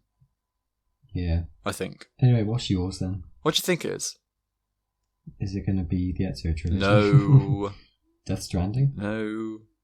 Right, it is Minecraft. I didn't even think about Minecraft. Damn, that's a good shout. Minecraft is a game, and this is how I play Minecraft. I play Minecraft for like a month, 2 months, then I don't really play it for a few months. I come back to it, play it for a month or 2 months, then I don't play for it for a bit. It's just one of those games that I come back to all the time. I've been playing it since I was like 10 years old. That's like 8 years ago.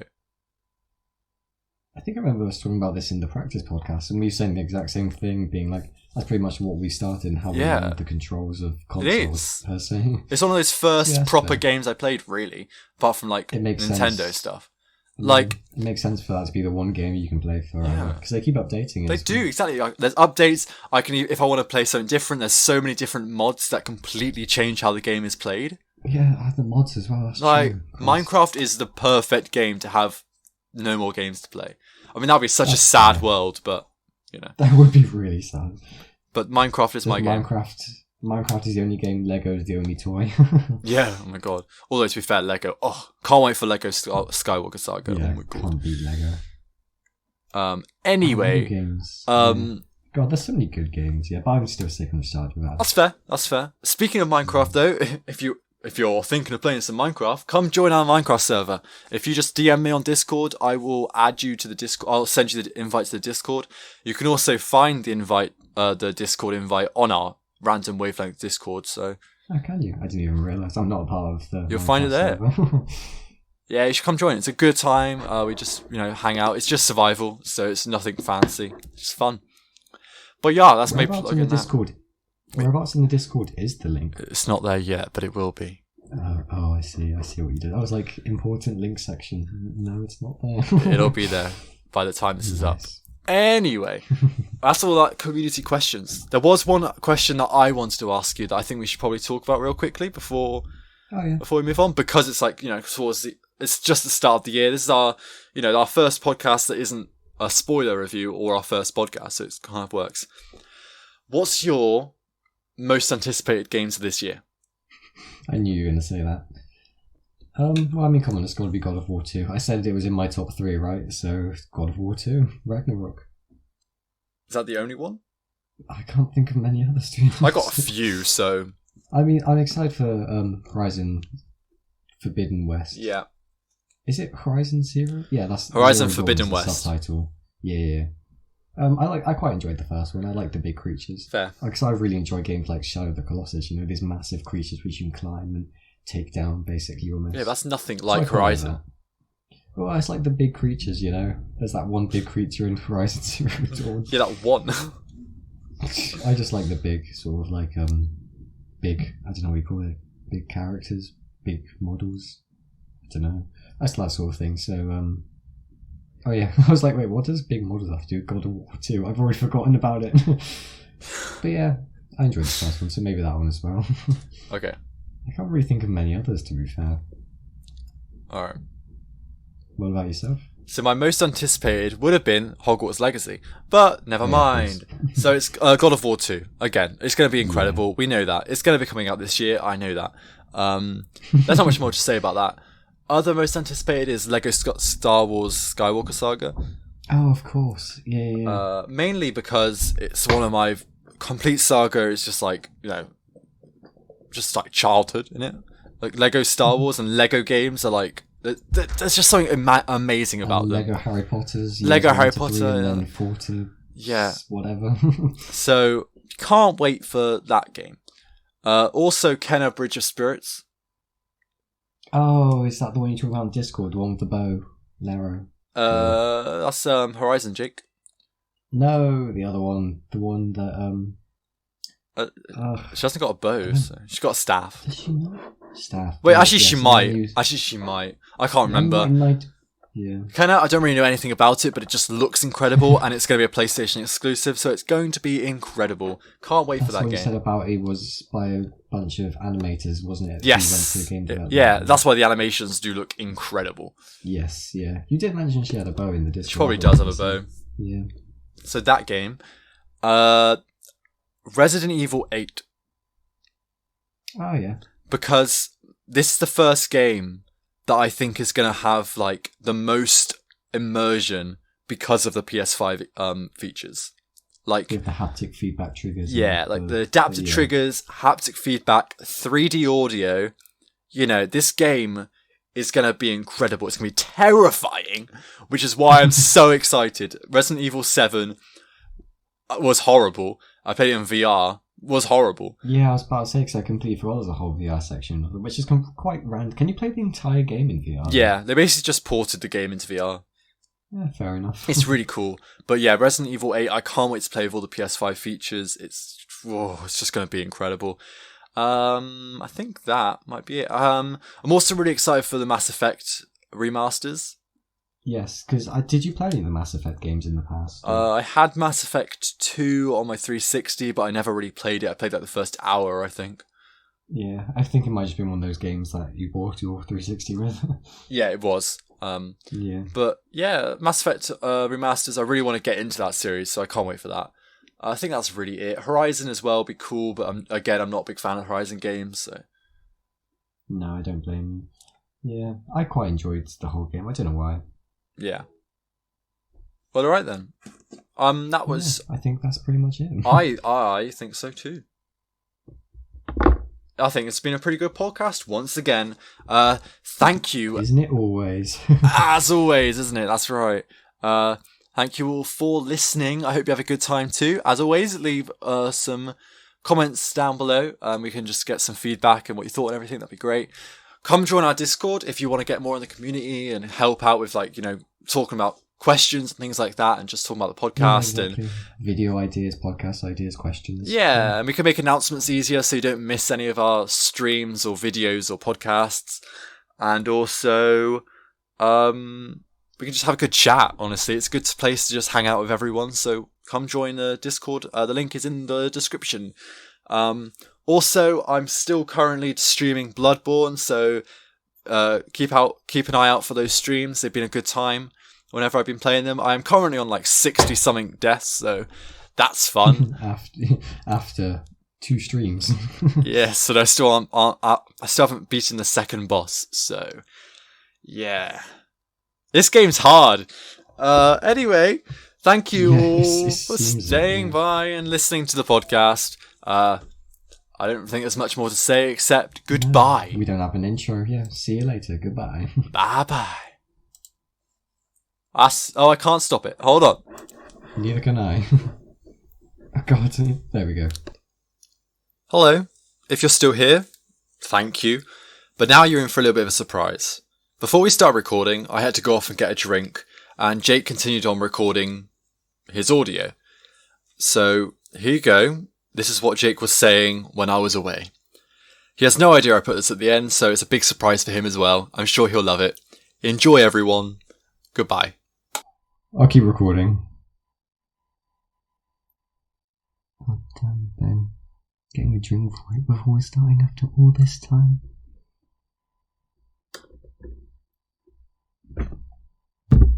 Here is ASMR of me drinking.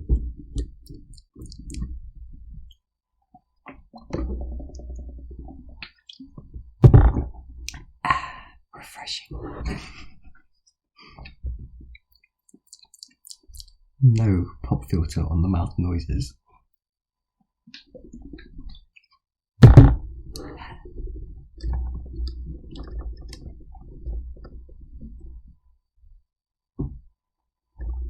Completely normal stream.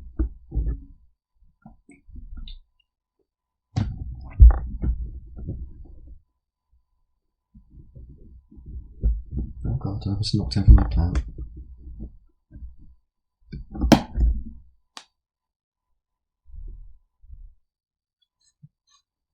There's water on my desk. Just gonna wipe it with my top. Don't worry, I'm narrating everything I'm doing.